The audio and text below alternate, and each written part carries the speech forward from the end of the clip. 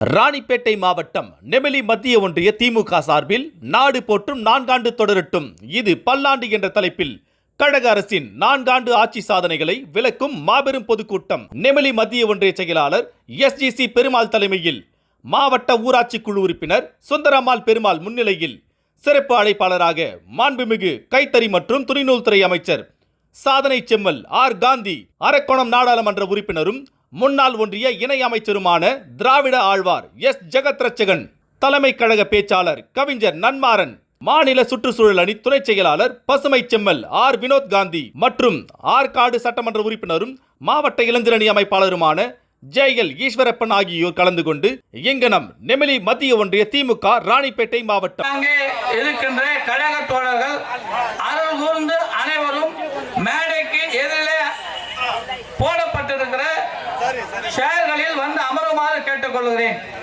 அருள் கூர்ந்து கழக தோழர்கள் அனைவரும் நம்முடைய கூட்ட அரங்கிற்கு வருமாறு அருள் கூர்ந்து வேண்டி கேட்டுக்கொள்கிறேன். இன்னும் சற்று நேரத்தில் இந்த பொதுக்கூட்டம் துவங்க இருக்கிறது.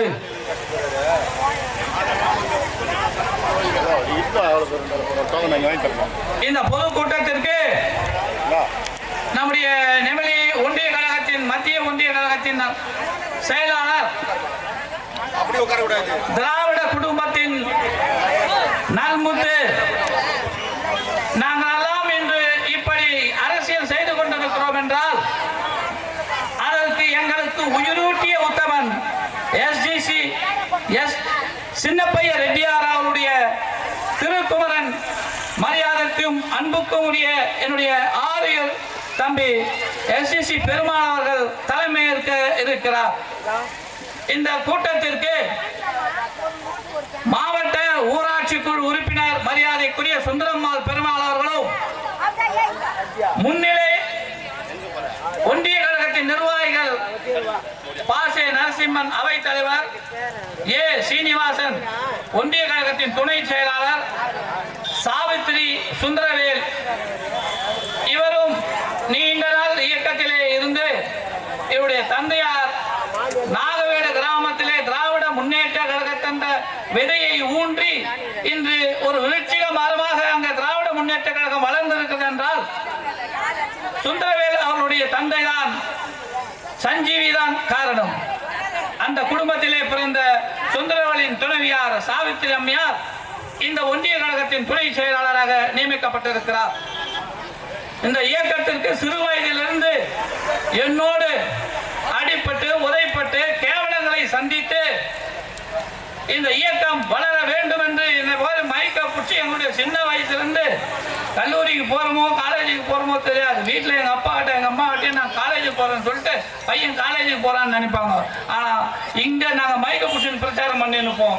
அப்போ எனக்கு உறுதுணையாக இருந்து இந்த இயக்கத்தை வளர்த்தெடுப்பதற்கு ஒரு காரணியாக இருந்த மரியாதைக்குரிய சித்தேரி சண்முகம் அவர்கள் மாவட்ட கழக பிரதிநிதியாகவும் இளைஞர் அணியில் சிறப்பாக பணியாற்றி எங்களோடு தோளோடு தோள் நின்று இந்த இயக்கத்தை இந்த பகுதியிலே வளர்ப்பதற்கு காரணகர்த்தாவாக இருந்த காத்தே தனசேகரன் அவர்களும் ஒரு மாவட்ட பிரதிநிதியாகவும் இந்த பகுதியிலே ஊராட்சி ஒன்றிய குழு உறுப்பினராக இருந்து பணியாற்றிய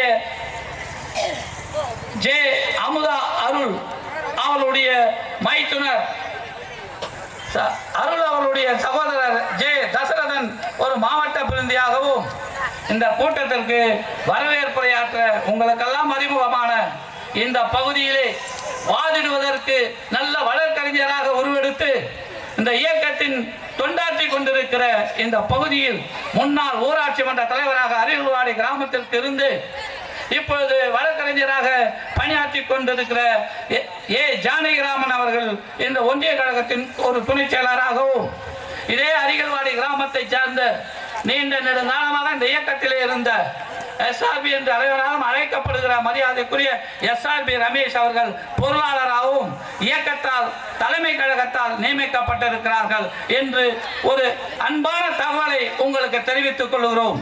இந்த பரமேஸ்வர கிராமம் நான் சிறு வயது முதல் இங்கு அரசியல் பண்ணதுதான். ஆனால் நடுவிலே இந்த ஒன்றியம் பிரிக்கப்பட்டு நாங்கள் மத்திய ஒன்றியமாக ஆத்துக்கு அந்த பக்கம் போயிட்டோம். மீண்டும் எங்களை அழைத்து, அது எங்களுக்கு கொடுத்த இடம் சாதாரண இடம் இல்லை. ஓட்டு போடுறதுக்கே போக முடியாத இடம் தான் எங்ககிட்ட கொடுத்தாங்க. நானும் எஸ்சிசி பெருமாள் அவர்களும் அந்த தேர்தல் நாளில் தூங்கவே முடியாது. நாங்கள் போனோம்னா வாய்க்கரிசி போட்டுட்டு தான் நாங்கள் போனோம். அப்பேற்பட்ட இடத்துல தான் எங்களுக்கு கொடுத்தாங்க. ஆனால் கிட்டத்தட்ட 5000 ஓட்டு பின்தங்கிய இடங்களில் எங்களுக்கு கொடுத்த ஊரில் 1000 வாக்குகள் அதிகம் பெற்று கொடுத்து அமைச்சரின் நல்பெயரை எடுத்திருக்கிறோம். அந்த மாதிரி மீண்டும் இந்த பகுதியிலே உண்மையிலேயே உங்களை பாராட்டுகிறேன். ஓட்டு எண்ணிட்டு நான் வெளியே வந்தோடனே ஒண்டி சாட்டா சொன்னேன், பரவாயில்லை, பரமேஸ்வர மங்கலம் ஒரு திராவிட முன்னேற்ற கழகத்தின் கோட்டையாக உருவாகி இருக்கிறது, நாம் வளர்த்தெடுக்க வேண்டும் என்று அப்போதே சொன்னேன். இந்த கிராமம் மிக அதிகமான வாக்குகளை உதயசூரியன் சின்னத்தில் அள்ளி கொடுத்த கிராமம். அந்த கிராமத்தை சேர்ந்த அதற்கு ஒரு காரணகர்த்தாவாக இருந்த சதீஷ் இருக்கிறார், வெங்கட் இருக்கிறார், துளசி, சுந்தரம், இவங்களாம் இருக்காங்க. அவர்களோடு பணியாற்றி கொண்டிருக்கிற நம்முடைய முன்னாள் அரக்கோணம் ஒன்றிய கழகத்தின் செயலாளருடைய அண்ணன் மகனும் முன்னாள் ஊராட்சி மன்ற தலைவர் இந்த ஊரிலே இருந்த பெரியவர் கந்தசாமி அவர்களுடைய திருக்குமரன் மரியாதைக்குரிய கே சுரேஷ் அவர்கள் ஒரு மாவட்ட பிரதிநிதியாகவும் தலைமை கழகத்தால் நியமிக்கப்பட்டிருக்கிறார்கள்.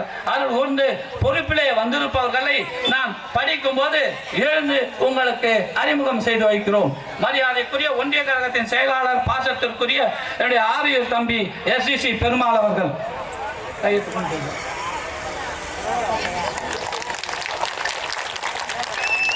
ஒன்றிய கழகத்தின் அவை தலைவர் பாசே நரசிம்மன் நான் தான்.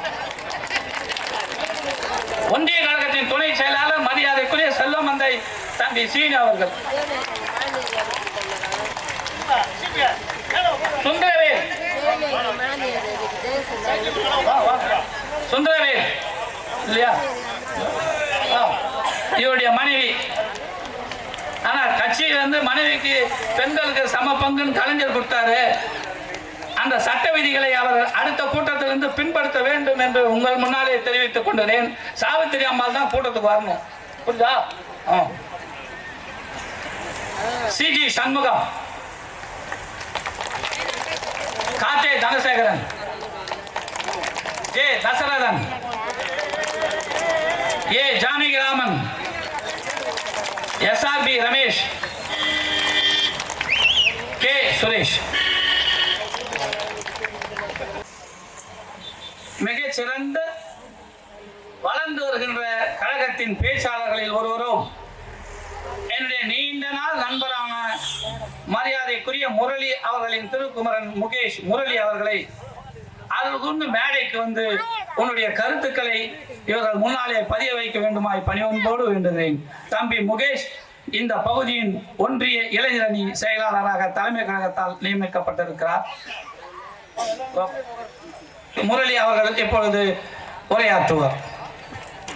நம்முடைய தலைமை கழகத்தால் அறிவிக்கப்பட்டிருக்கிற மரியாதைக்குரிய நெல்லிக்குப்பம் வி கார்த்தி அவர்கள் தலைமை கழக செயலாளர்கள் வருகை தந்திருக்கிறார். தாய்மார்களும் கைத்தட்டலோடு வருகை தந்திருக்கிற அந்த அம்மையாரை வருக வருக என்று வரவேறுங்கள்.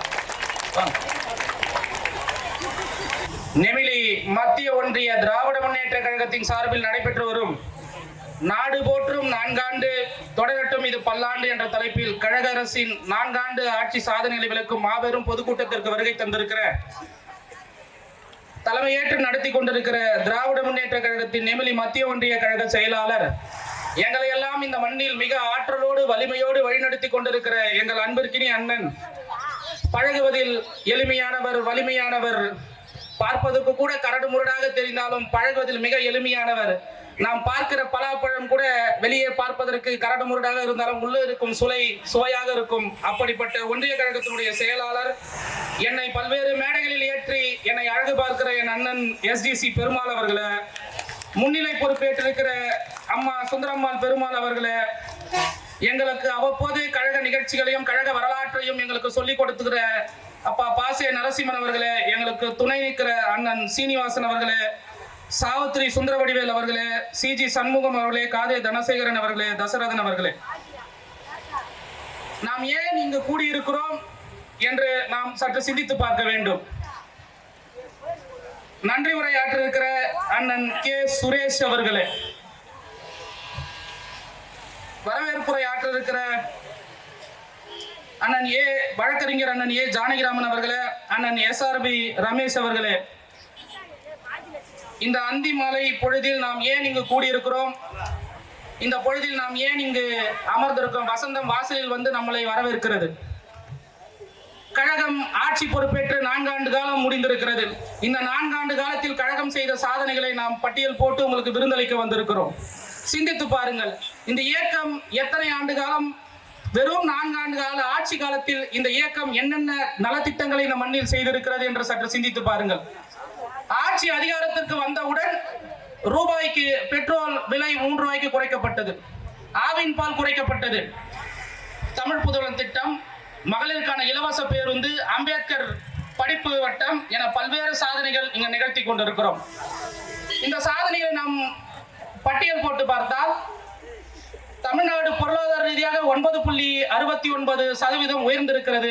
இந்த சாதனைகள் எல்லாம் செய்ததால் நாம் பொருளாதார ரீதியாக மற்ற மாநிலங்களை நாம் ஒப்பீடு செய்யும் போது நாம் முன்னேறி இருக்கிறோம். சிந்தித்து பாருங்கள், எந்த மாநிலத்திலும் அங்க இருக்கிற பெண்களுக்கான இவ்வளவு நல்ல திட்டங்களை எந்த அரசும் செய்தது கிடையாது. நம்மை பார்த்துதான் அடுத்தடுத்த மாநிலங்கள் நம்மை பார்த்து இதை திராவிட மாடல் ஆட்சியை பார்த்து காப்பி அடித்து செய்து கொண்டிருக்கிறது. மாதந்தோறும் 1000 ரூபாய் இந்த திட்டத்தை நீங்கள் எடுத்து பாருங்கள். இந்த திட்டம் தான் இந்தியாவில் முதலில் திராவிட முன்னேற்ற கழகம் தான் இந்த திட்டத்தை அறிவித்தது. இந்த திட்டத்தை பார்த்துதான் அடுத்து வரும் ஆட்சியாளர்கள் இதையெல்லாம் செய்தார்கள். நம்மை பார்த்துதான் டெல்லி சொன்னது, நம்மை பார்த்துதான் மகாராஷ்டிரா சொன்னது. இதையெல்லாம் செய்திருக்கிறார் நம்முடைய தலைவர். சிந்தித்து பாருங்கள். அடுத்த கட்டம், படிக்கிற பெண்களுக்கான மாதந்தோறும் 1000 ரூபாய். ஒவ்வொரு கல்லூரி மாணவர்களுக்கும் ஏதோ ஒரு விடயத்தில் அவர்கள் பாதிக்கப்படுவார்கள். ஆனால் நம்முடைய முதல்வர் மாண்புமிகு தமிழ்நாடு முதலமைச்சர் அப்பா முத்துவேல் கருணாநிதி ஸ்டாலின் வழங்குகிற அந்த ஒவ்வொரு நிதியும் அவர்கள் படிப்பிற்காக தேவைப்படுகிறது. அதை நீங்கள் அவர்களே சொல்லி கேள்விப்பட்டிருக்கலாம், பல மீடியாக்களில் வந்திருக்கிறது.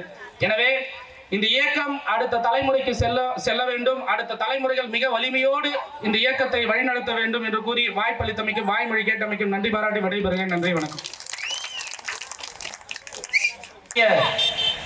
இந்த மாபெரும் பொதுக்கூட்டத்தின் தலைவர் SDC பெருமாள் அவர்களே, முன்னிலை ஏற்றிருக்கிற சுந்தரம்மாள் பெருமாள் அவர்களே, சீனிவாசன் அவர்களே, ஒன்றிய கழகத்தின் நிர்வாகிகள் சாவித்திரி சுந்தரவேல் அவர்களே, CG சண்முகம் அவர்களே, காத்தே தனசேகரன் அவர்களே, தசரன் அவர்களே, இந்த கூட்டத்திற்கு வரவேற்புரையாற்ற இருக்கிற ஜானகிராமன் அவர்களே, SRB ரமேஷ் அவர்களே, இறுதியிலே நன்றியுரை ஆற்றிருக்கிற சுரேஷ் அவர்களே, இந்த கூட்டத்திற்கு வருகை தந்திருக்கிற மரியாதைக்குரிய தலைமை கழகத்தின் பேச்சாளர் மரியாதைக்குரிய சகோதரி நெல்லிக்குப்பம் ஆர்த்தி அவர்களே, நம்முடைய கூட்டத்திற்கு வருகை தந்து சிறப்பிக்க இருக்கிற தமிழ்நாடு கைத்தறி மற்றும் துணிநூல் துறை அமைச்சர் மரியாதைக்குரிய அண்ணன்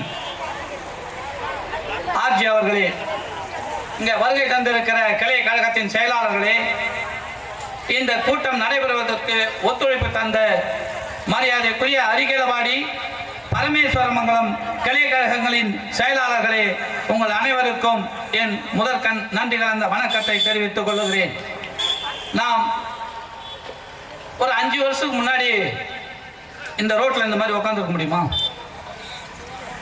கொஞ்சம் சிந்தித்து பாருங்க. ரோடு இப்ப நீங்க உட்காந்துக்கிறீங்களே, இதுல பாதி தான் இருந்தது.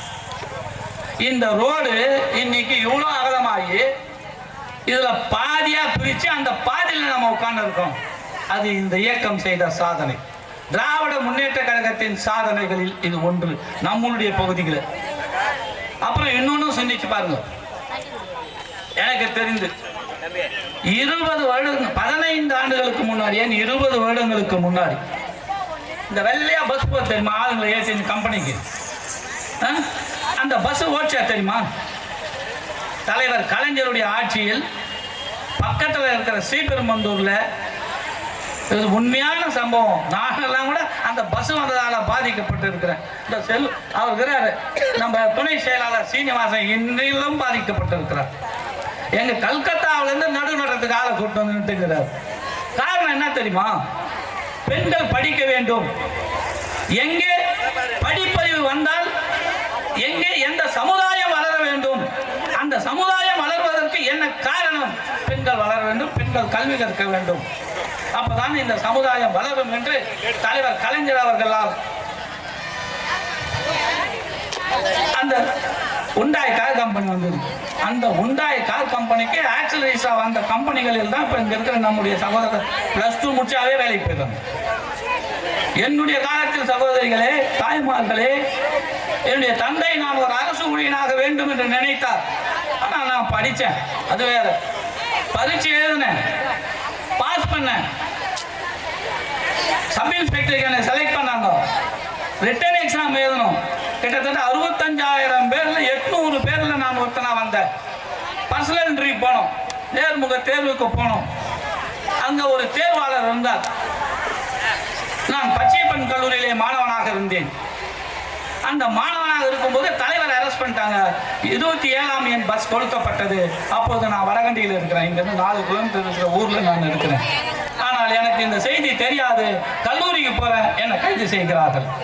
என்னை மட்டுமல்ல, நாடாளுமன்ற மாநிலங்களாக இருக்கிற அப்போது எங்கள் கல்லூரியின் சேர்மன் கிரிராஜன் உட்பட கேஸ் போட்டு எங்களை கூட்டி போய் கீழ்ப்பாக்கம் போலீஸ் ஸ்டேஷன் வைக்கிறாங்க. போலீஸ் ஸ்டேஷன் வச்சு தெரியுமா, வால்டர் ஐசக் தேவார் நல்ல மீஸ் வச்சிருப்பார். அவர் தான் எங்களுக்கு செலக்ஷன் கமிட்டி ஆகும். அந்த செலக்ஷன் கமிட்டியில் இருந்தாலும் முதல்ல என்ன கேட்ட கேள்வி, நான் உள்ளே போய் உட்காந்து போனேன். ஐயோ, நமக்கு நல்ல மீசிங் கீசியமாக இருக்கும், ஹைட்டாக இருக்கும். போலீஸில் நம்ம மெரிட்டோரியல் ஸ்டூடெண்ட் உள்ளே வந்துருக்கோம், நம்மளுக்கு சீட்டு கிடைச்சிருக்கோம். உள்ளே போனோம். அவங்க அந்த கேட்டான், the gentleman, I think the case against you. That bus burn curse 27. அப்பயே என் முடியெல்லாம் இருந்துச்சு. ஒன்றும் பயந்துட்டேன். சரி, அப்படியே வேட்டு கொட்டுற ஸ்டேஜ். ஆனால் போலீஸ் ஸ்டேஷன் போகிறோம்.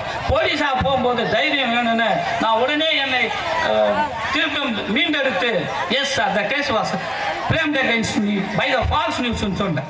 அது தவறான ஒரு செய்தியால் என் மீது அந்த கேஸ் போடப்பட்டது. அதனால் ஐசின்ட்டு 0 மார்க் போட்டான். வெறும் 2 மார்க்கில் நான் இப்போ டிஎஸ்பியாக ரிட்டையர்ட் ஆகிட்டு இருக்கணும். அப்படிப்பட்ட ஆட்சி இருந்தது. கலைஞரை கைது பண்ணாங்க. நாங்கள் போராடணும். அப்படியெல்லாம் போராடிய கலைஞர் தான் உங்களுக்கு சொத்துரிமையில் பங்கு கொடுத்துருக்காரு. உங்கள் பிள்ளைகள் இன்னைக்கு போறாங்க. இன்னைக்கு சொத்து நானே சொத்தை பங்கிட்டு கொடுக்கும்போது எங்கள் தங்கச்சிங்களை கூப்பிட்டு உட்கார வச்சு தான் சொத்தை பங்கிட்டு கொடுத்தேன், தெரியுமா? இன்னைக்கு சொல்லுங்க, உங்க மனசாட்சியை தொட்டு சொல்லுங்க, உங்களுடைய பூர்வீக சொத்துக்களை, உங்கள் குடும்ப சொத்துக்களை பங்கிட வேண்டுமா? உங்களை கேட்காம யாருன்னா சொத்து பங்கிடுறாங்களா? அது தலைவர் கலைஞரால் தான் வந்தது. அதை நீங்கள் நினைத்து பார்க்க வேண்டும். அதை விட்டுருங்க. இப்ப 1000 ரூபாய் போடுறாங்க. கை தூக்குங்க, எத்தனை பேர் 1000 ரூபாய் வாங்குறீங்கன்னு? இவ்வளோ பேர் வாங்குறீங்க. அந்த 1000 ரூபாய் எதுக்கு உங்களுக்கு தராங்கன்னு தெரியுமா? யாராவது ஒரு தாய்மார்கள், ஒரு பெண்கள், யாராவது ஒருத்தர் அது எதுக்கு கொடுக்குறாங்கன்னு தெரியுமா உங்களுக்கு? எதுக்குமா கொடுக்குறாங்க? 1000 ரூபாய் உங்களுக்கு உரிமை தொகைன்னு தராங்க. எதுக்கு தராங்க தெரியல. ஆனா தெரிஞ்சுக்கணும், ஒரு ரூபாய் வருது, ஏதாவது செலவு பண்றன்றது இல்லை. அந்த ரூபாய் எதுக்கு தராங்க தெரியுமாங்க? காலையில் ஏந்தோன்னு உங்க வீட்டை யாருங்க பெருக்கிறது? நீங்க தானே பெருக்கிறீங்க. உங்க வீட்டுக்காரர் பெருக்கிறாரா? உங்க புள்ள பெருக்கிறாங்க. வீட்டை பெருக்கிறது நீங்க. அவன் என்ன போயிட்டு சுத்திட்டு கிட்டிட்டு வந்து அவுத்து போடுற துணி துவைக்கிறது யாரு? நீங்க. தனி தெளிக்குது வீட்டுக்கு காலையில இருந்து தனி தெளிக்குது நீங்க. சாப்பிட்றோம் பாரு, நாங்கள் ஏன்னா சுற்றிட்டு மத்தியானம் 2 மணிக்கு 1 மணிக்கு வந்த சாப்பாடு போடுறது யாரு? நீங்க. யாராவது இது வரைக்கும் நீ சாப்பாடு செய்யறது கூலி கொடுத்துருக்காங்களா? நீங்க துணி துவைக்கிறது கூலி கொடுத்துருக்காங்களா? இதை சிந்தித்த ஒரே தலைவர் தளபதி நம்முடைய முத்துவேல் கருணாநிதி ஸ்டாலின் என்பவர் தான். அவர் தான் அன்னைக்கே சொன்னார். அதுக்கு பேர் தான் மகளிர் உரிமை தொகை. மகளிர் உரிமை தொகை ஏதோ 1000 ரூபாய் சும்மா போட்டாங்கன்னு நினைக்காதீங்க. நீங்க படுகின்ற கஷ்டத்திற்கு, நீங்க செய்கின்ற வேலைக்கு தலைவர் கலைஞரால் கொடுக்கப்பட்டது தான். அதை விட்டுருங்க. ஒரு வீட்டில் ஒரு பெண் குழந்தை, ஒரு ஆண் குழந்தை இருக்குது. தமிழை படிச்சுட்டு பக்கத்தில் இருக்கிற ஆட்டுப்பாக்கம் காலேஜில் சேருதுன்னு வச்சுக்கோங்க. உங்களுக்கு 1000 வருது, உங்க பெண்ணுக்கு 1000 வருது, உங்க பையனுக்கு 1000 வருது, உங்க வீட்டுல முதியோர் இருந்தா அவங்களுக்கு ஒரு 1200. 4200 சாதாரண ஒரு குடும்பத்துக்கு நம்முடைய திராவிட முன்னேற்ற கழக அரசால் வழங்கப்பட்டு வருகிறது. அதை நீங்கள் சிந்தித்து பார்க்க வேண்டாமா? அதை விட்டுருங்க. 10 ஆண்டு நான் எடப்பாடி ஆட்சி என்ன பண்ணிட்டாங்க? ஒரே ஒரு சொல்லுகிற அளவிற்கு ஏதாவது ஒரு கட்டிடங்கள், ஒரு நிலையான திட்டங்கள் இருக்கிற இந்த மாதிரி ஏதாவது ஒரு திட்டம் இருக்குதா? எதிர்கால புரட்சிக்கு, எதிர்கால வளர்ச்சிக்கு ஏதாவது திட்டங்கள் தீட்டிருக்க? நாங்கள் சொல்றோம் திட்டங்கள். காலையில் ஒரு கடவுள் என்பவன் யார்? உண்ண உணவு, உடுக்க உடை, இருக்க இடம். ஒரு குழந்தை பெற்றவன காலையில டிஃபன் தராங்க, ஸ்கூல்ல டிஃபன் தராங்கல்ல, அதை சிந்தித்தவர் காலையில சரி நீங்க காலையில வேலைக்கு போறீங்க, அர்ஜென்டா போறீங்க, உங்களால சமையல் செய்ய முடியாது, அந்த குழந்தை பட்னியாக ஸ்கூல்ல போய் படிக்கக்கூடாதுன்றதான் தலைவர், நம்முடைய கழக தலைவர் அண்ணன் தளபதி ஸ்டாலின் அவர்கள் காலை உணவு தந்தார். வருடம் எந்த வருஷமே இல்லாத சிறப்பாக அந்த புடவை இந்த வேஷ்டி எல்லாம் சுருங்கிடும், ஒரே ஒரு 3 மாசத்துல சுருங்கிடும். ஆனால் இப்போ வர துணி புடவை சுருங்கிறது இல்லை. ஒரு நல்ல தரமான வேட்டி புடவையை நியாய விலை கடைகளிலே தை திருநாளிலே வழங்கி கொண்டிருக்கிறார்கள். வீடு இருக்கிறதுக்கு வீடு, ஒவ்வொரு ஊருக்கும் தலைவர் தான் நம்முடைய அந்த கிராம சபை கூட்டத்தில் தீர்மானம் நிறைவேற்றி தான் வீடு கொடுக்கணும் இல்லை. வீடு வேண்டும் என்பவர்கள் ஒன்றிய கழகத்தின் செயலாளர் இங்கே இருக்கிறார். இப்பொழுது சொல்லுகிறேன், உங்களுக்கு பணியாற்றுவதற்காக தான் எங்களை இங்கே அனுப்பியிருக்கிறார்கள். நாங்கள் பணியாற்றுவதற்கு தயாராக இருக்கிறோம் என்பதை உங்களுக்கு தெரிவிப்பதற்கு தான் இந்த மாதிரி சாதனை பொதுக்கூட்டங்கள் நடைபெற்றுக் கொண்டிருக்கிறது. தாய்மார்களே, உங்கள் வீட்டோட பட்டா, உங்களுடைய கார்டு, உங்களுடைய ஆதார் கார்டு, உங்களுடைய நியாய கார்டு, இதை ஒன்றிய சாட்டை கொடுங்க. உண்மையா வீடு வேணும்ன்றோம். அதே மாதிரி அரசு நீர்நிலையில் இல்லாத புறம்போக்கிலே வாழ்ந்து கொண்டிருந்தால் உங்களுக்கு பட்டா வழங்குறார். தளபதி வரப்போறார், நம்முடைய முதலமைச்சர் இந்த மாவட்டத்திற்கு வர போறார். எல்லாத்துக்கும் பட்டா, வீடு, இருக்க இடம், உடுக்க உடை, உண்ண உணவு அத்தனையும் இந்த ஆட்சியில் தராங்க. இதுதாங்க கடவுளுக்கு நிகரான ஆட்சி. ஏதாவது இந்த மாதிரி சாதனை அவங்க சொல்லணுமா? அதை விட இன்னொன்று தெரியுங்களா, என் வாழ்நாளில் நான் ஒரு முறை பார்த்துருக்கேன். நான் பூந்தமல்லியிலேருந்து நான் பஸ்ஸில் வரேன், 91B பஸ்ஸில் வரேன். 2 பேர் ஒரு மோட்டார் சைக்கிளில் ஒரு வண்டி அடிச்சிச்சு. ஒருத்தன் எழுந்துக்கிறான், அடிப்பட்டு அவன் அப்படியே ரத்தம் சொந்துது. நம்ம இப்போ சவேதா ஹாஸ்பிட்டல் இருக்குது, அது பக்கத்து எதிரில். நான் பஸ்ஸில் வரேன், பார்த்தா ஐயா அவன் கையெழுத்து கும்பிட்றான், என்னை காப்பாற்றுங்கன்னு கூப்பிட்றான். எல்லாம் பார்த்துன்னு போகிறான், அடிப்பட்டவனை பார்த்துன்னு போகிறான். மனிதாபிமானம் என்பதே இல்லை. ஆனால் அந்த மனிதாபிமானத்தை உருவாக்க வேண்டும் என்பதற்காகத்தான் நம்முடைய தளபதி அவர்கள் ஒரு திட்டத்தை கொண்டு வந்தார். உயிர் காக்கும் உயரிய திட்டம் கொண்டு வந்தார். யாராவது ரோட்டில் அடிப்பட்ட ஹாஸ்பிட்டலுக்கு போறதுக்கு போராடி நின்றானா அந்த உயிரை காப்பாற்றுவதற்கு 24 மணி நேரம் அவர்கள் வீட்டுக்கு விலாசம் கொடுத்து, அவர்கள் உங்கள் மகன் இப்படி அடிபட்டுக் கொண்டிருக்கிறான், மருத்துவமனையிலே அனுமதிக்க வேண்டும், அனுமதித்து விட்டு அவர்கள் வீட்டிற்கு தகவல் தெரிவிங்கள், அதுவரை ஆகின்ற செலவு இந்த அரசு ஏற்றுக்கொள்ளும் என்று சொன்னவர் யாராவது பார்த்திருக்கீர்களா? இதற்கே நீங்கள் மிகப்பெரிய கைத்தட்டு பண்ணுங்க. அது மட்டும் இல்லைங்க, அதை கூட்டின்னு போய் நீங்க நானு யாருன்னா சேர்த்தா அவங்களுக்கு சன்மானம் 5000. மனிதாபிமானமும் மனசாட்சிக்கும் சிறப்பாக பணியாற்றுபவர்களுக்கு 5000 தராது. இதை யாராவது செய்திருக்கிறார்களா? இந்த 1000 ரூபாய் மகளிர் உரிமை திட்டம் சொன்னேன், அதை அங்கே ஒரு 5 சாமியார் இருக்கான், இந்த நாட்டில் பிரதமராக இருக்கும், மோடி நம்ம பேர். இந்த மாதிரி இலவச திட்டங்கள்லாம் நாங்கள் தரமாட்டோம். ஆனால் தாய்மார்களே, அவனுடைய நல்ல நேரமும் கெட்ட நேரமும் தெரியல. டெல்லியில் எலெக்ஷன் நடந்தது, கர்நாடகாவில் நடந்தது. எவன் 1000 ரூபாய் அந்த பொம்பளைக்கு தரக்கூடாது, இலவச பஸ் செய்யக்கூடாதுன்னு சொன்ன கட்சிக்காரன் பூரா அந்த தேர்தலில் சொல்றான், தமிழ்நாட்டில் போல இல்லை, நாங்களும் தரோம் இலவச பஸ், நாங்களும் மகளிருக்கு இதை உரிமை தொகை தரோம். இது முன்னாடி எங்கடா போச்சு? தளபதி கொடுத்த பிறகுதான் தாய்மார்களே இந்த காலை உணவு திட்டத்தை ஐநா சபை பாராட்டி இருக்கிறது. நம்முடைய ஐநா சபை நம்முடைய தலைவருடைய திட்டங்களை பாராட்டி இருக்கிறது. அடிப்படை உரிமை வழங்கியதற்கு உலக நாடுகள் நம்மை பாராட்டி கொண்டிருக்கின்றன. கனடாவிலே நம்முடைய திட்டங்கள் கனடாவிலே செயல்படுத்திக் கொண்டிருக்கிறார்கள். அதற்கு முன்னால் மேலை நாடுகளில் தான் நாகரிகம் நம்மை கற்றுக்கொள்வோம். இப்போது நம்மிடமிருந்து அந்த நாகரிகம் அங்கே செல்கிறது. படித்தவர்கள் எழுங்க, இன்னைக்கு நீங்க கொஞ்சம் நல்லா சிந்திச்சு பார்க்கணும். நம்ம உங்க ஊர்ல எத்தனை பேர் படிச்சுட்டு சும்மா வீட்டில் இருக்காங்க சொல்லுங்க. இதே 20 வருஷத்துக்கு முன்னாடி ஒவ்வொரு வீட்லையும் 2 பேர் 3 பேர் பெண்கள் தங்களுடைய குழந்தைகளுக்கு, குடும்பத்தில் இருக்க தாய் தந்தையர் அவருடைய பெண்களுக்கு திருமணம் செய்து வைப்பதற்கு அவங்க போராட்டம் கொஞ்சம் நஞ்சம் இல்லை. நானும் 3 சகோதரர்களோட பிறகு 3 சகோதரிகளுக்கு திருமணம் செய்து வைத்தேன். இளம் வயதில் தந்தை இறந்து விட்டதால் அவர்களுடைய திருமணம் நடத்துவதற்குள் நான் பட்டப்பாடு இருக்கு தெரியுமா? கஷ்டம். ஆனா இப்ப பாத்தீங்களா, இப்ப கிடையாது. கல்யாணம் போட்டு மாப்பிள்ளை பார்க்க வரும்போது பொண்ணு 25,000 சம்பாதிச்சு வச்சுக்குது. 10 நாள் கம்பெனியில் நான் வந்து லோன் வாங்கி தரேன், திருப்பி என்னுடைய கல்யாணம் பண்ணுங்கன்னு சொல்றது. இந்த செல்வாக்கெல்லாம், இந்த நடைமுறைகள் எல்லாம் நம்முடைய தலைவர் கலைஞர் ஆட்சியிலே உருவாக்கப்பட்டு இன்று தொடர்ந்து இருக்கிறது. நடுவில் இருந்த காலம் ஒரு 10 வருஷம் இந்த எடப்பாடியும் அந்த அம்மா செத்துட்ட பிறகு கொள்ளையடிச்ச ஒரு கும்பல் இங்க இருந்தது பாருங்க. அவங்க என்ன யாராவது ஒரே ஒரு திட்டம், நாங்கள் இவ்வளவு திட்டம் சொல்றோம், ஒரு திட்டம் சொல்ல முடியுமா யாரையாவது?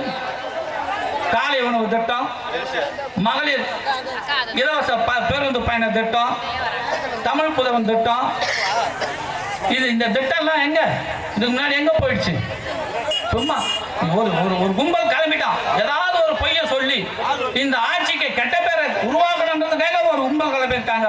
அருமை தாய்மார்களே, நீங்கள் நம்பாதீர்கள், நினைத்து பாருங்கள். எங்களுடைய சாதனைகள் எல்லாம் என்னென்ன செஞ்சிருக்கோம். இந்த ரோடு ஒரு சாதனை, அந்த வெள்ளையா பஸ் ஓட்ட கம்பெனிக்கு ஒரு சாதனை. இங்க பாருங்க, நீங்க பார்த்துருப்பீங்க, நெமிலிக்கு போற பஸ் 3 மாசம் இந்த ரோட்டே போயிருந்தது. நாகவேடு வழியா போற பஸ் இந்த வழியில போயிருந்தது. 3 மாசம் அந்த பக்கம் நாகவேடு பக்கம் பஸ்ஸே போல. அவன் எத்தனை மாணவர்கள் நடந்து போனாங்க தெரியுங்களா? நாகவேட்ல இருந்து அது கூட நடந்து போக முடியாது. நடுவில் பைபாஸ் சமுத்திரமேட்டை வழியா உள்ள வந்தான் போனோம். காரணம் என்ன? குழந்தைகள் ஆற்று தண்ணியிலே அடித்து போவார்கள் என்பதற்காக காவல்துறையினர் அவர்களை வேறு வழியிலே போக சொன்னார்கள். அங்கே ஒரு கோடிக்கணக்கிலே ஒரு பேருந்து போவதற்கு ஒரு பாலம் நம்முடைய ஆட்சியிலே கட்டப்பட்டிருக்கிறது.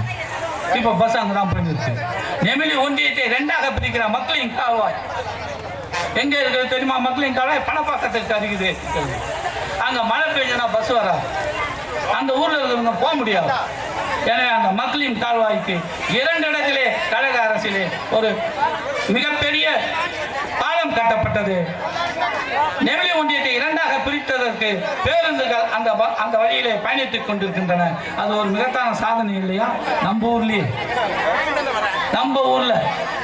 எனவே தாய்மார்களே, இந்த சாதனைகள்லாம் தொடர வேண்டும் என்பதற்காக நீங்கள் தொடர்ந்து உங்களுடைய எதிர்காலம், பெண்களின் எதிர்காலம் ஒளிமயமானாக இருக்க வேண்டும் என்றால் கண்டிப்பாக உதய சூரியன் உதித்தே ஆக வேண்டும். நீங்கள் எல்லாம் அடுத்த 26 நடைபெற இருக்கின்ற தேர்தலில் மீண்டும் தலைவர் 4 ஆண்டு சாதனை செய்து பல ஆண்டுகள் அந்த சாதனை தொடர தளபதி அவர்களுக்கு மீண்டும் ஆட்சியிலே அமர வைக்க உதயசூரியன் சின்னத்திலே வாக்களியுங்கள் என்று கேட்டு விடைபெறுகிறேன். நன்றி, வணக்கம்.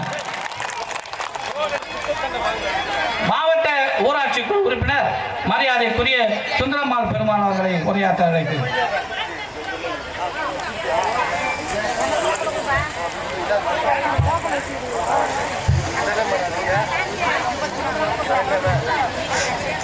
நெமிலி மத்திய ஒன்றிய திமுக சார்பில் நாடு போற்றும் 4 ஆண்டு தொடரட்டும், இது பல்லாண்டு என்ற தலைப்பில் கழக அரசின் 4 ஆண்டு ஆட்சி சாதனைகள் விளக்கும் மாபெரும் பொதுக்கூட்டத்திற்கு தலைமை பொறுப்பேற்றிருக்கும் நெமிலி ஒன்றிய கழக செயலாளர் அவர்களே, முன்னிலை பொறுப்பேற்றிருக்கும் பாசை நரசிம்மன் அவர்களே, ஏ சீனிவாசன் அவர்களே, சாவித்ரி சுந்தர வடிவேல் அவர்களே, சிஜி சண்முகம் அவர்களே, காதே தனசேகரன் அவர்களே, ஜே தசரதன் அவர்களே, வரவேற்பு ஆற்றிருக்கும் ஏ ஜானகிராமன் அவர்களே, SRB ரமேஷ் அவர்களே, சிறப்புரை ஆற்றி நமக்கெல்லாம் வழிகாட்டியாக இருக்கும் மாண்புமிகு கைத்தறி மற்றும் துணிநூல் அமைச்சர் அவர்களே, அரக்கோணம் நாடாளுமன்ற உறுப்பினர் அவர்களே, தலைமை கழக பேச்சாளர் வி ஆர்த்தி அவர்களே,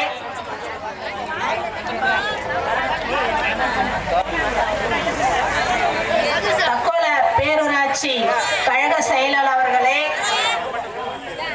மாநில சுற்றுச்சூழல் அணி துணை செயலாளர் அவர்களே, தமிழ்நாடு ஆற்காடு சட்டமன்ற உறுப்பினர் அவர்களே, மாவட்ட கழக நிர்வாகிகளே,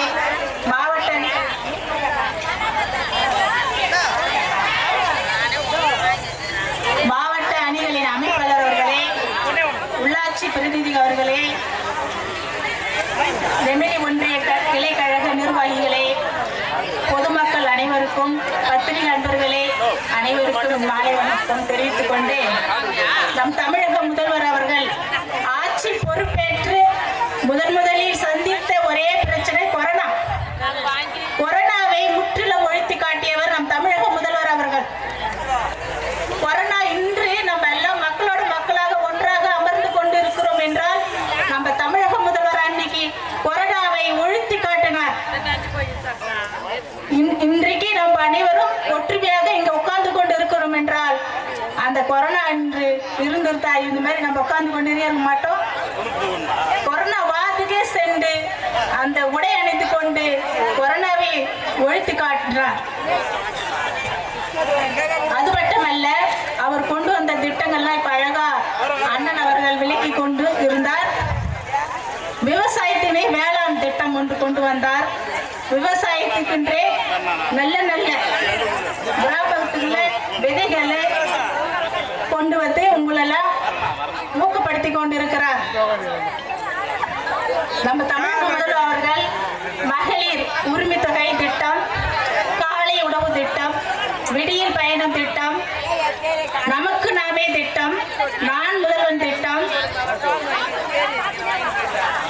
இது மாதிரி எண்ணற்ற திட்டங்களை கொண்டு வந்து நம்மளை நல்ல வழியில் கொண்டு நடத்தி கொண்டிருக்கும் தமிழக முதல்வர் அவர்கள் வருகின்ற சட்டமன்ற தேர்தலில் 2026 அவருடைய கருத்தை வலுப்படுத்தும் என்று கேட்டுக்கொண்டே வாய்ப்புக்கு நன்றி அளித்த அனைவருக்கும் நன்றி, வணக்கம்.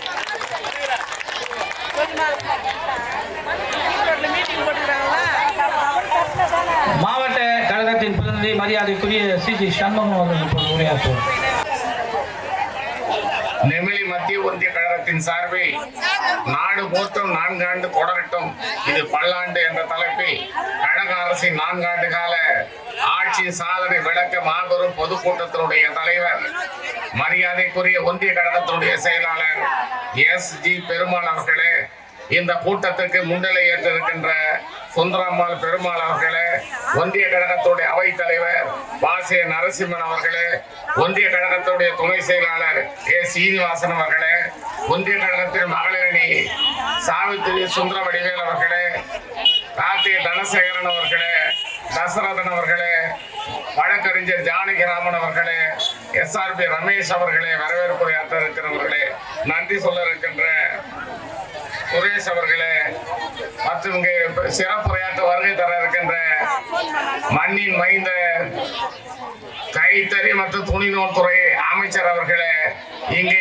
சிறப்புரையாற்ற வருகை தந்திருக்கிற தலைமை கழகத்தினுடைய பேச்சாளர் ஆர்த்தி அவர்களே, தக்கவலம் பேரூராட்சி மன்றத்துடைய தலைவர் அவர்களே, மற்றும் வருகை தந்திருக்கிற கிளை கழகத்துடைய செயலாளர்களே, பிரதிநிதிகளே, உங்கள் அனைவருக்கும் என் சார்பில் நான் மனமார்ந்த நன்றியை இந்த நேரத்தில் தெரிவித்துக் கொள்ள கடமைப்பட்டிருக்கிறேன். இங்கே நடைபெற்றுக் கொண்டிருக்கின்ற கூட்டம் 4 ஆண்டு கால ஆட்சியினுடைய சாதனையை விளக்கி பல்வேறு தலைப்பில் இங்கே அவர்களுடைய ஏற்றவாறு ஆற்றிய சாதனை எடுத்து சொன்னார்கள். இன்று நடந்து கொண்டிருக்கிற ஆட்சி கழக தலைவர் கலைஞர் அவர்களுடைய தலைமையில் தளபதி அவர்கள் முதல்வராக இருந்து இந்த நாட்டிற்கு மக்களுக்கு என்ன தேவை என்பதை உணர்ந்து என்னென்ன தேவைகளை இந்த மக்களுக்கு பணியாற்ற வேண்டும் என்கிற தனித்தனி ஒரு குழு அமைத்து அந்த குழுவுடைய பரிந்துரைக்கு ஏற்றாற்போல் விவசாயத்தினுடைய பரிந்துரைகளை ஏற்று அவர்களுக்கு என்ன செய்ய வேண்டும் அதையும், தொழில்துறையிலே என்ன செய்ய வேண்டும் என்று தொழிற்துறை வளர்ச்சிக்கு ஏற்றவாறு தொழில்துறையிலும் மற்றும் வியாபார துறையிலும் பல்வேறு துறைகளிலே கொடிகட்டி பறந்து கொண்டிருக்கிற இந்த ஆட்சி நல்லாட்சி தொடர வேண்டும். அதே நேரத்தில் மாணவிகள் இன்றைக்கு அரசு பள்ளியிலே படித்தவர்கள் 92% பிளஸ் 2 தேர்ச்சி பெற்றிருக்கிறார்கள். மற்றும் டோட்டலாக 98% இன்றைக்கு வெற்றி பெற்றிருக்கிறார்கள் என்று சொன்னால் அதற்கு நம்முடைய ஆட்சிதான் காரணம். அதாவது கல்வித்துறையை நல்ல வழியிலே நடத்திய காரணத்தினாலேதான் இன்றைக்கு 98 மதிப்பெண்களை பெற்ற மாணவர்கள் நல்ல முன்னேற்றத்தில் இருக்கிறார்கள். அவர்கள் மேலும் மேலும் படிப்பதற்கு நல்ல ஆக்கமும் ஊக்கமும் இந்த அரசு தந்து கொண்டிருக்கிறது. அதே வேளைதான் சுகாதாரத்துறையும் தொழில்துறையும் பல்வேறு துறைகளிலே விளங்குவதற்கு கல்வி ஒரு முக்கிய காரணமாக இருக்கிறது. அந்த கல்வி படிப்பதற்கு மாதம் 1000 ரூபாயும், அதாவது 2 தாயோ தகப்பனோ தவறிவிட்டால் அது படிக்கிற குழந்தைகளுக்கு மாதம் 4000 ரூபாயும், இப்படி பல்வேறு தரப்பட்ட சலுகைகளை இந்த அரசு செய்து கொண்டிருக்கிறது. அதற்கு அந்த சலுகை செய்து கொண்டிருக்கிற அந்த அரசிற்கு நன்றி விசுவாசமாக வர இருக்கின்ற சட்டமன்ற தேர்தலில் திராவிடர் முன்னேற்ற கழகத்திற்கும் அதன் கூட்டணி கட்சிகளுக்கும் ஆதரவு தெரிவித்து பெருமதியான வாக்குகள் வித்தியாசத்தில் வெற்றி பெற செய்து தளபதி அவர்கள் கணத்தை வலுப்படுத்த வேண்டும் என்று இந்த நேரத்தில் உங்களை வேண்டி விரும்பி கேட்டு வாய்ப்பளித்தமைக்கு நன்றி கூறி விடைபெற்றுக் கொள்கிறேன். நன்றி, வணக்கம். ஒன்றிய கழகத்தின் துணை செயலாளர் வழக்கறிஞர் கே ஜானகிராமன் அவர்கள் இப்போது வரவேற்புரையாற்றுவார். ஒன்றிய செயலாளர் அருமை சகோதரர் எஸ்.ஜி. பெருமாள் அவர்களுக்கு கதராடையை பொன்னாடையை அரிகலபாடி கிளை கழகத்தின் சார்பாக அணிவிக்கின்றேன்.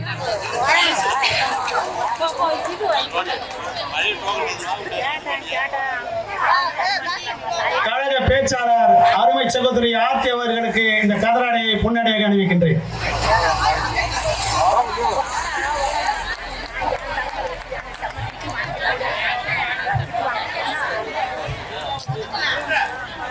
எங்கும் தமிழ், எதிலும் தமிழ், நாடு போற்றும் 4 ஆண்டு தொடரட்டும் இது பல்லாண்டு என்ற வீர முழக்கத்தோடு இந்த பொதுக்கூட்டத்திற்கு தலைமை தாங்கிக் கொண்டிருக்கின்ற நெமிலி ஒன்றியத்தில் பட்டி தொட்டிகளில் எல்லாம் கழக பணியை சிறப்பாக ஆற்றிக் கொண்டிருக்கின்ற அருமை சகோதரர் ஒன்றிய செயலாளர் எஸ்.ஜி. பெருமாள் அவர்களே, முன்னிலை வகித்துக் கொண்டிருக்கின்ற அருமை சகோதரி மாவட்ட ஊராட்சி குழு உறுப்பினர் சுந்தரம்மாள் பெருமாள் அவர்களே, அருமை ஆசான் பாசே நரசிம்மன் அவர்களே, அருமை சகோதரர் ஏ சீனிவாசன் அவர்களே, சாவத்திரி சுந்தரவேல் அவர்களே, அருமை சகோதரர் சி.ஜி. சண்முகம் அவர்களே, அருமை அண்ணன் காத்திய தனசேகரன் அவர்களே, மாவட்ட பிரதிநிதி தசரதன் அவர்களே, மற்றும் இந்த பகுதியில் சிறப்பாக கட்சியை வளர்த்துக் கொண்டிருக்கின்ற அருமை சகோதரர் எஸ்.ஆர்.டி. ரமேஷ் அவர்களே,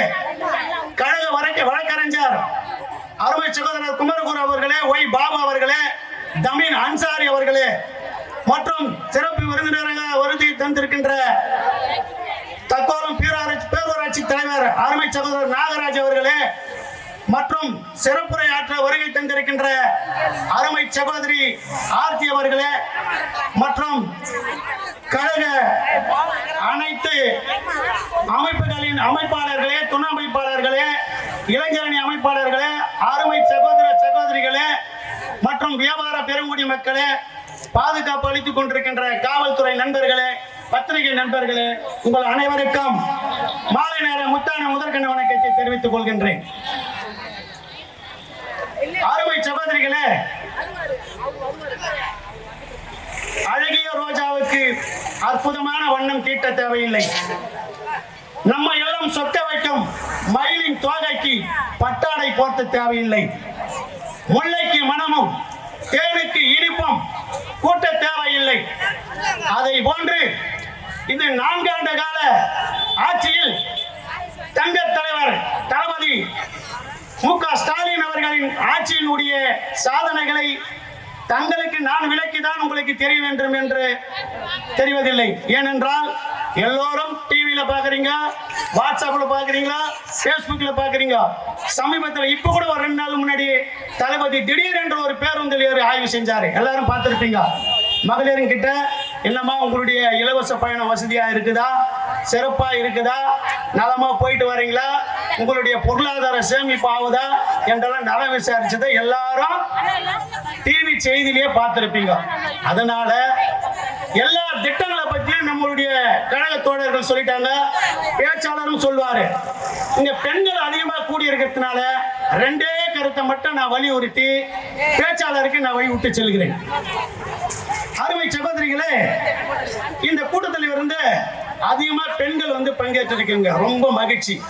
இன்னொரு குறிப்பு என்னன்னா, ஜூன் 3ஆம் தேதி நம்முடைய தலைவர் கலைஞர் அவர்களுடைய பிறந்த நாளை முன்னிட்டு யாருக்கெல்லாம் அந்த மகளிர் உரிமை தொகை வரவில்லையோ அனைவருக்கும் கொடுக்க சொல்லி முதலமைச்சர் பரிசீலனை வச்சிட்டாரு. தயவு செஞ்சு ஒரு வேண்டுகோள், யாருக்கெல்லாம் நம்ம குடும்பத்தில் சிலர் விடுபட்டிருக்கோம், மகளிர் மாசம் மாசம் வர பணம் வரலன்னு, அதை தயவு செஞ்சு நம்ம வீட்டுக்கு அருகில் இருக்கல நெட் சென்டர்ல போய் பதிவு பண்ணிட்டு அந்த பதிவு பண்ண ரசீதியை உங்க பகுதியில் இருக்கிற கட்சிக்காரங்கிட்ட கொடுத்துருங்க. தயவு செய்து உங்களுடைய பணிவான வேண்டுகோள் அது. அதுக்கப்புறம் அருமை சகோதரிகளே, இந்த கூடுதல் பெண்கள் அதிகமாக இருக்கிறதுனால மற்றற்ற மகிழ்ச்சி. 19ஆம் நூற்றாண்டில் பெண்களுடைய கணவர் இறந்துவிட்டால் பெண்கள் தீமூட்டி உடன்கட்டை ஏற வேண்டும். கணவன் செத்தான்னு சொன்னா அந்த பெண்ணு நெருப்பு மூட்டி அதுல நம்ம தள்ளி சாகடிச்சிடுவாங்க. இது வரலாறு. 19ஆம் நூற்றாண்டில் டாக்டர் ராஜாராம் மோகன் ராய் என்பவர் சமூக சீர்திருத்தவாதி போராடி வில்லியம் பெண்டிங் பிரபு ஆங்கில அரசு வைஸ்ராய் அவர்கிட்ட சொல்லி அவங்களும் உயிர் ஆணும் உயிர் இருவரும் சம பங்கு, உயிர் என்பது எல்லாரும் ஒண்ணுதான், அதை தடுத்து நிறுத்துன்னு பல போராட்டங்களை நடத்தி அந்த பெண்களுடைய உடன்கட்டை ஏறும் வழக்கத்தை நிறுத்திய பெருமை டாக்டர் ராஜாராம் மோகன் ராயை சாரும். அதுக்கப்புறம் இளம் வயதிலேயே திருமணம், 9 வயசு 8 வயசு 10 வயசுல கல்யாணம் பண்ணிடுவாங்க. அப்பெல்லாம் இப்ப 18 வயசு 22 வயசுல திருமணம் பண்ற நாமளே புரிதல் இல்லாம நிறைய பெண்கள் கோர்ட்டு படியில நிக்கிறாங்க. கண் கூட பாக்குறோம். 18 வயசு 22 வயசுக்கிற பெண்களே புரிதல் இல்லாம, கணவருக்கு மனைவிக்கு புரிதல் இல்லாம கோர்ட்டு வாசல் நிக்கிறாங்க. அப்ப 8 வயசு 9 வயசுல கல்யாணம் பண்ணியிருந்தாங்கன்னா அப்ப எப்படி வாழ்ந்திருப்பார்கள் பாருங்க. அப்ப கணவன் செத்துட்டாக்கா அந்த பெண் மறுமணம் செய்து கொள்ள வேண்டும் என்று ஈஸ்வர சந்திர வித்யாசாகர் அன்னைக்கு போராடினார். பல போராட்டங்களை நடத்தினாரு. கணவன் செத்துட்டா மனைவி மறுமணம் செய்து கொள்ள வேண்டும் என்று சட்டத்தை கொண்டு வந்தார் ஈஸ்வர சந்திர வித்யாசாகர். அதற்கு பிறகு தந்தை பெரியார் பகுத்தறிவு பகலவன் நம்ம எல்லாம் இன்று தலைநிமிரை செய்த பெருமை தந்தை பெரியாரை சாரும். பெரியார் என்ன செஞ்சாரு? எல்லார் குடும்பத்திலையும் பெண்கள் என்ன பண்றோம், காதுல மூக்குல கைத்துல எதனா போட்டு 1 லட்சம் 2 லட்சம் கொடுத்து கல்யாணம் பண்ணிட்டு அதோடு அமிச்சிட்டு அந்த பெண்ணை நம்ம எந்த சீரும் செய்யாம பராமரிக்கிறது விட்டுறாங்க. பெண்களுக்கு உரிமை மறுக்கப்படுகிறது, அவர்களுடைய சுதந்திரம் பறிக்கப்படுகிறது, ஆணும் பெண்ணும் சமமா இருக்கணும், அதனால பெண்களுக்கு சொத்துல பங்கு கொடுக்கணும்னு போராடினாரு தந்தை பெரியார். பேரறிஞர் அண்ணா அவர்களும் பல போராட்டங்களை நடத்தினார். பெண்களுக்கு உரிமைகள் கிடைக்க வேண்டும், சமத்துவம் கிடைக்க வேண்டும் என்று. டாக்டர் அம்பேத்கர் பாராளுமன்றத்தில் பெண்களுக்கு சொத்துல பங்கு கொடுக்கணும் அப்படின்னு ஒரு சட்ட முன்வடிவை நேரு பிரதம மந்திரியா இருக்க சொல்ல முதல் சட்ட அமைச்சர் அறிவர் அம்பேத்கர் அவர்கள் கொண்டு வராரு தீர்மானத்தை. என்னன்னு? பெண்களுக்கு சொத்துல பங்கு கொடுக்கணும் அப்படின்னு. அந்த தீர்மானம் பாராளுமன்றத்திலே தோற்கடிக்கப்படுகிறது. பெண்களுக்கு கொடுக்க கூடாது, சம உரிமை கொடுக்க கூடாது, அவங்க சொத்துல பங்கு கொடுக்க கூடாது, அவங்க சோறு சமைச்சு தான் போடணும், வீட்டு வேலை தான் செய்யணும்னு மேற்கு வர்க்கத்தினர் அந்த தீர்மானம் தோற்கடிக்கப்படுகிறது. உலக பேரறிவாளர் டாக்டர் பாபா சாஹிப் அம்பேத்கர் என்ன செய்தார் தெரியுமா? சட்ட அமைச்சர் பையன் துச்சமாக எனக்கு தூக்கி எறிந்தார். நான் இந்த பெண்களுக்காக சுதந்திரம் கொடுக்க வேண்டும், சொத்தில் பங்கு கொடுக்க வேண்டும் என்று சட்ட முன்னோடியை கொண்டிருக்கிறேன். இது தீர்மானம் தோற்கடிக்கப்படுகிறது என்ற வருத்தத்தோடு உலகத்திலேயே மிகப்பெரிய அரசியல் அமைப்பு சட்டத்தை இயற்றிய நாம் ஒரே ஒரு தீர்மானம், இந்த பெண்களுக்கு கொடுக்க வேண்டிய சொத்துரிமை தோற்கடிக்கப்படுகிறது என்று தன்னுடைய சட்ட அமைச்சர் பதவியை ராஜினாமா செய்துவிட்டு வெளியே வருகிறார். நம் போன்ற பத்திரிகை நபர்கள் எல்லாம், ஐயா நீங்க உலகத்திலேயே மிகப்பெரிய அரசியலமைப்பு சட்டத்தை ஏதனீங்க, நீங்க இந்த ஒரு சின்ன சட்டத்தை தீர்மானம் நிறைவேற்ற முடியல, அதற்காக ஏன் நீங்கள் சட்ட அமைச்சர் பதவியை ராஜினாமா செய்யறீங்க அப்படி என்று பத்திரிகை நபரெல்லாம் போய் அம்பேத்கர் கிட்ட கேட்கிறாங்க. அம்பேத்கர் சொன்னார், ஒரு மனிதன் 8 மணி நேர வேலை தான் 8 மணி வரை தான் வேலை செய்ய முடியும் என்பதை அறிந்து உணர்ந்து தெரிந்து 8 மணி நேர வேலையை அனைத்து சகோதர சகோதரிகளுக்கும் சட்டமாக வைத்துக் கொடுத்த தலைவர் சொல்கிறார், ஆணும் பெண்ணுக்கும் சொத்துரிமை கொடுக்க வேண்டும் பெண்களுக்கு, அப்பொழுதுதான் சிறப்பாக இருக்கும். இன்று தோற்கடிக்கப்பட்டிருக்கலாம் பாராளுமன்றத்தில், நாளை ஒரு நாள் ஒருவன் வருவார், அந்த சொத்தில் பெண்களுக்கு உரிமை கண்டிப்பாக கொடுக்க வேண்டும் என்று அன்றே டாக்டர் பாபா சாஹிப் அம்பேத்கர் அவர்கள் கூறினார். அதன் பிறகு நம்முடைய தலைவர் டாக்டர் கலைஞர் அவர்கள் சட்டமன்றத்தில் பெண்களுக்கு சொத்துரிமை கொடுக்க வேண்டும் என்று சட்டமாக ஏற்றினார். அம்பேத்கரால் தோற்கடிக்கப்பட்ட அந்த தீர்மானம் நம்முடைய முதல்ல இந்தியாவில் நம்முடைய தமிழ்நாடு சட்டமன்றத்தில் அந்த தீர்மானம் நிறைவேற்றப்படுகிறது. அப்போதுதான் பெண்களுக்கு இந்த சொத்தில் பங்கு கிடைக்கிறது. அப்பதான் இப்ப கூட நம்ம பொம்பளைங்களா ரிஜிஸ்டர் ஆபீஸ் போனாங்க. இப்ப என்ன பண்றாங்க, அண்ணன் தம்பிங்களா நல்ல சிறப்பா சீர்வரிசெல்லாம் செய்யறாங்க. ஏன்னா சொத்து வச்சிருந்தா நாளைக்கு சொத்துல கையெழுத்து போட வரமாட்டாங்க என்ற காரணத்துக்காக. அதனால பெண்களுக்கு சொத்துரிமை கொடுத்த பெருமை டாக்டர் கலைஞரை சாரும். அதோடு மட்டுமல்லாம ஒரு நெல்லை போட்டு 9 நெல் ஆக்கத்துக்கு ஒரு விவசாயி இரவு பகல் என்று பாராமல், சேறு மண் என்று பாராமல் கடுமையாக உழைக்கிறான். விவசாயத்தில் லாபம் இல்லை என்பதை உணர்ந்த டாக்டர் கலைஞர் இலவச மின்சாரத்தை கொடுத்த பெருமை டாக்டர் கலைஞரை சேரும். இந்தியாவிலேயே முதல்ல இலவச மின்சாரத்தை கொடுத்தவர் டாக்டர் கலைஞர். அதோடு மட்டுமல்ல, விவசாயிகளுடைய கடனை 7000 கோடி தள்ளுபடி செஞ்ச பெருமையா டாக்டர் கலைஞரை சேரும். இதையெல்லாம் மனசுல வச்சுக்கினேன் நீங்க தினந்தோறும் இந்த பள்ளி குழந்தைகளுக்கு பெண்களுக்கு மாதம் 1000 ரூபாய் கொடுக்குறாங்க. மாதம் 1000 ரூபாய் கொடுக்குறாரு தளபதி. எதுக்கு? குழந்தைங்க பெண் குழந்தைங்க போய் படிக்கணும், வறுமையில் இருக்கும் அப்படின்னு. இதுதான் திராவிடம். பெண்கள் படிக்க கூடாது, சமைச்சு போடணும், வீட்டில் அடிமை வேலை செய்யணும்னு சொல்றதுதான் ஆரியம். அதனால நல்லா உணர்ந்து வருகின்ற சட்டமன்ற தேர்தலில் 234 தொகுதிகளுக்கும் உங்களுடைய பொன்னான வாக்குகளை, புனிதமான வாக்குகளை உதய சூரியன் சின்னத்திற்கே வாக்களிக்க வேண்டும் என்று வேண்டி கேட்டுக்கொண்டு பேச வாய்ப்பளித்தமைக்கு நன்றி கூறி விடைபெறுகிறேன். நன்றி, வணக்கம். ஒன்றிய கழகத்தின் பொருளாளர் மரியாதைக்குரிய SRB ரமேஷ் அவர்கள் இப்பொழுது அனைவருக்கும் கைத்தறியாளை அளிப்பார்.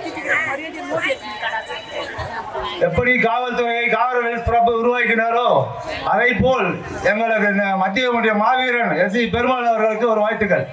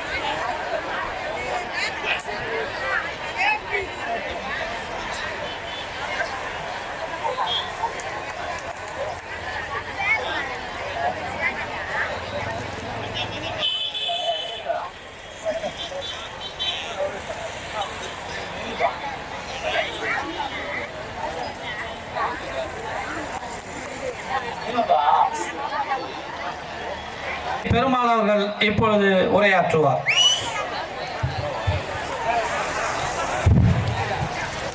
நெமிலி மத்திய ஒன்றிய திமுக கழகத்தின் சார்பில்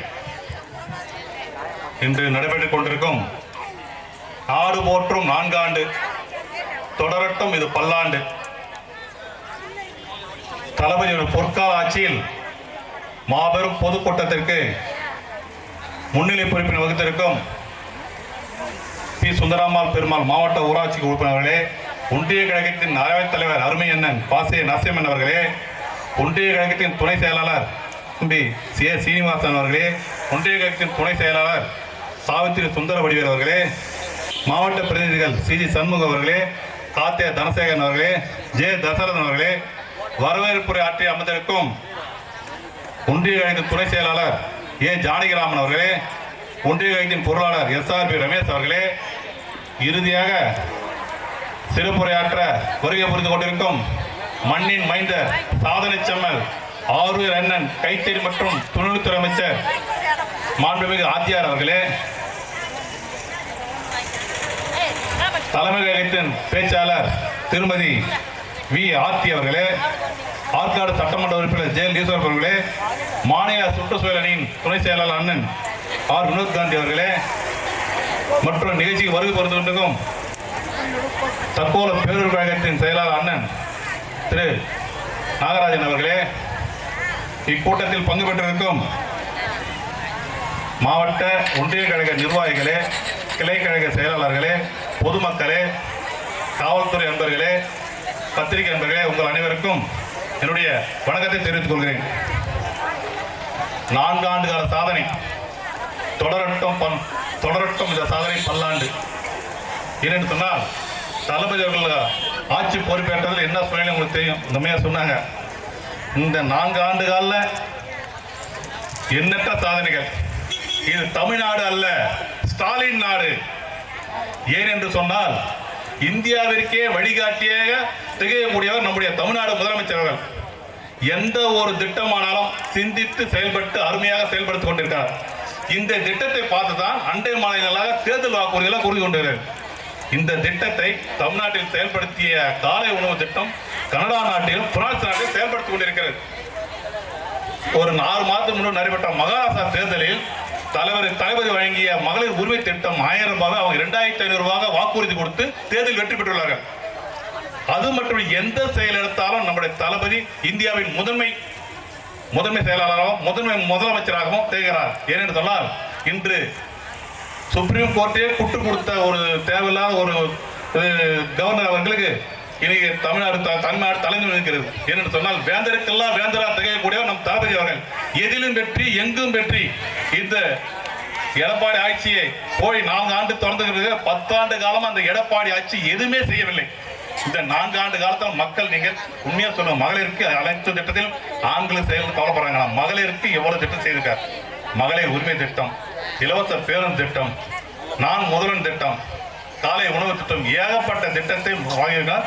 இது மட்டுமின்றி இப்போ தமிழ்நாட்டில் மகளிர் உரிமை திட்டம் 1,10,00,000 பேருக்கு வழங்கப்பட்டுள்ளது. ஆனால் ஒரு சில மகளிர் இன்னைக்கு அந்த திட்டத்தை வந்திருக்கும், 1 மாதம் வராத விட்டு போயிருக்கும். அந்த வராதவங்க என்ன பண்ணால் அடுத்த மாதம் ஜூன் 4ஆம் தேதி 9,000 இடத்துல கேம்ப் போயிட்டு இருக்காங்க. அந்த கேம்ப்ல கண்டிப்பாக நீங்கள் போய் ஆன்லைனில் அப்ளை பண்ணி அதை அந்த ரசீதியை நீங்கள் வச்சுன்னு யாராவது கொடுத்தீங்கன்னா கண்டிப்பாக அதுக்கு உங்களுக்கு உரிமை தொகை 2 மாதத்தில் உங்களுக்கு கிடைக்கப்பெறும். அது மட்டுமின்றி வருகிற தேர்தலுக்கு அந்த உரிமை தொகையை உயர்த்தி கொடுக்கும் தளபதி பரிசீலனை செய்து கொண்டிருக்கிறார். ஆனால் பொதுமக்களாக நீங்கள் பயன்பெற்றுக் கொண்டிருக்கணும். மேலும் நம்முடைய நெமிலி ஊராட்சி ஒன்றியத்தில் இதுவரைக்கும் 100 கோடி ரூபாய்க்கு மேல பணிகள் நடைபெற்றுக் கொண்டிருக்கின்றன. அனைத்து கிராம அண்ணாமரம் திட்டம், சிஏசடி திட்டம், நமக்கு நாமே திட்டம், ஏகப்பட்ட திட்டங்கள். உதாரணத்துக்கு நெமிலியிலிருந்து அரக்கோணம் செல்லும் வகையில் கல்லாறு ஒரு பாலம் இருந்தது தெரியுங்களா? அந்த பாலம் கிட்டத்தட்ட 50 ஆண்டு காலம் திருபாலமா இருந்தது. இன்று நம்முடைய மாண்புமிகு கைத்தறி மற்றும் துணிவுத்துறை அமைச்சர் அவருடைய சீரிய முயற்சினால் 17 கோடிக்கு அந்த பாலம் கட்டப்பட்டு நிறைவு பெற்று இன்னைக்கு போக்குவரத்து விடப்படுகிறது. நம்முடைய மாவட்ட அமைச்சர் அவர்கள் இன்று நம்ம மாவட்டத்துக்காக மிகவும் சிறப்பாக செயல்பட்டுக் கொண்டிருக்கிறார்கள். அது மட்டுமின்றி உங்களுக்கு பட்டா ஒரு 3 மாதத்துக்கு முன்ன ஒவ்வொரு தாலுகாவிலும் 2000 பட்டாக்கள் வழங்கப்பட்டன. அடுத்தது தளபதி அடுத்த மாதம் இங்க நம்முடைய மாவட்டத்துக்கு லட்சக்கணக்கான பேருக்கு நலத்திட்ட உதவி வழங்க உள்ளார்.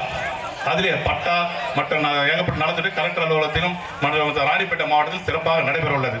மேலும் இங்க நம்முடைய நெமிலி ஒன்றியத்தில் உள்ள நெடும்புலி அருகே 10,000 கோடியில் டாடா மோட்டார்ஸ் நிறுவனம் அமைய உள்ளது. அது மட்டுமின்றி 4,500 கோடியில் காலனி தொழிலகம் அதுவும் அமைகிறது. இங்க கிட்டத்தட்ட ஒரு 10,000 to 25,000 பேருக்கு மேல பெண்களுக்கு வேலை பண்ணி, ஏன்னா இங்கிருந்து ஸ்ரீபெரும்புதூர், சுங்காசத்திரம் போன்ற இடத்துல போறீங்க. ஆனா நம்ம இடத்திலே தொழில்பேட்டை அமையத்துக்கு வேலை விறுவிறுப்பாக நடைபெற்றுக் கொண்டிருக்கிறது. மக்களாக நீங்கள் பயன்படுத்திக் கொள்ள வேண்டும். மேலும் இந்த ஆட்சியில் சாதனைகள் பல தொடர்ந்து கொண்டிருக்கிறது. இப்போ கூட பாருங்க, நேற்று கூட 240 பஸ் துவக்கி வச்சார் தளபதி. இந்த விடியல் பயண திட்டத்தில் மகளிர், திருநங்கைகள், மாற்றுத்திறனாளிகள் அனைவரும் நீங்க பயன்பெற்றீங்க. இந்த ஆட்சி மீண்டும் நல்லா தொடரணும். மேலும் நம்முடைய தளபதியை அடுத்த ஆண்டு 2026 நம்முடைய தளபதி ஆட்சி மீண்டும் வளரும். அதுக்காக பொதுமக்களாகி நீங்கள் நம்முடைய அரக்கோணம் சட்டமன்ற தொகுதியில் யாரை வேட்பாளர் அறிவித்தால் அவங்களுக்கு உதயசூரிய சின்னத்தில் வாக்களித்து பெருவார வாக்கியத்தில் வெற்றி பெற செய்யுமாறு கேட்டுக்கொண்டு பேச வாய்ப்புக்கு நன்றி கூறி விடைபெறுகிறேன். நன்றி, வணக்கம். ஒன்றிய கழகத்தின் செயலாளர்களுக்கு, மாவட்ட தொழிற்சங்கத்தின் பொருளாளர் இப்பொழுது சால்வை அணிவிக்கிறார். மகேந்திரவாடி கிளையின் செயலாளர் இளங்கோ அவர்கள் ஒன்றிய கழக செயலாளருக்கு சால்வை அணிவிக்கிறார். பரமேஸ்வரன் நம்முடைய கிளை சார்பாக துளசி அவர்கள் ஒன்றிய கழகத்தின் செயலாளருக்கு சால்வை அணிவிக்கிறார்.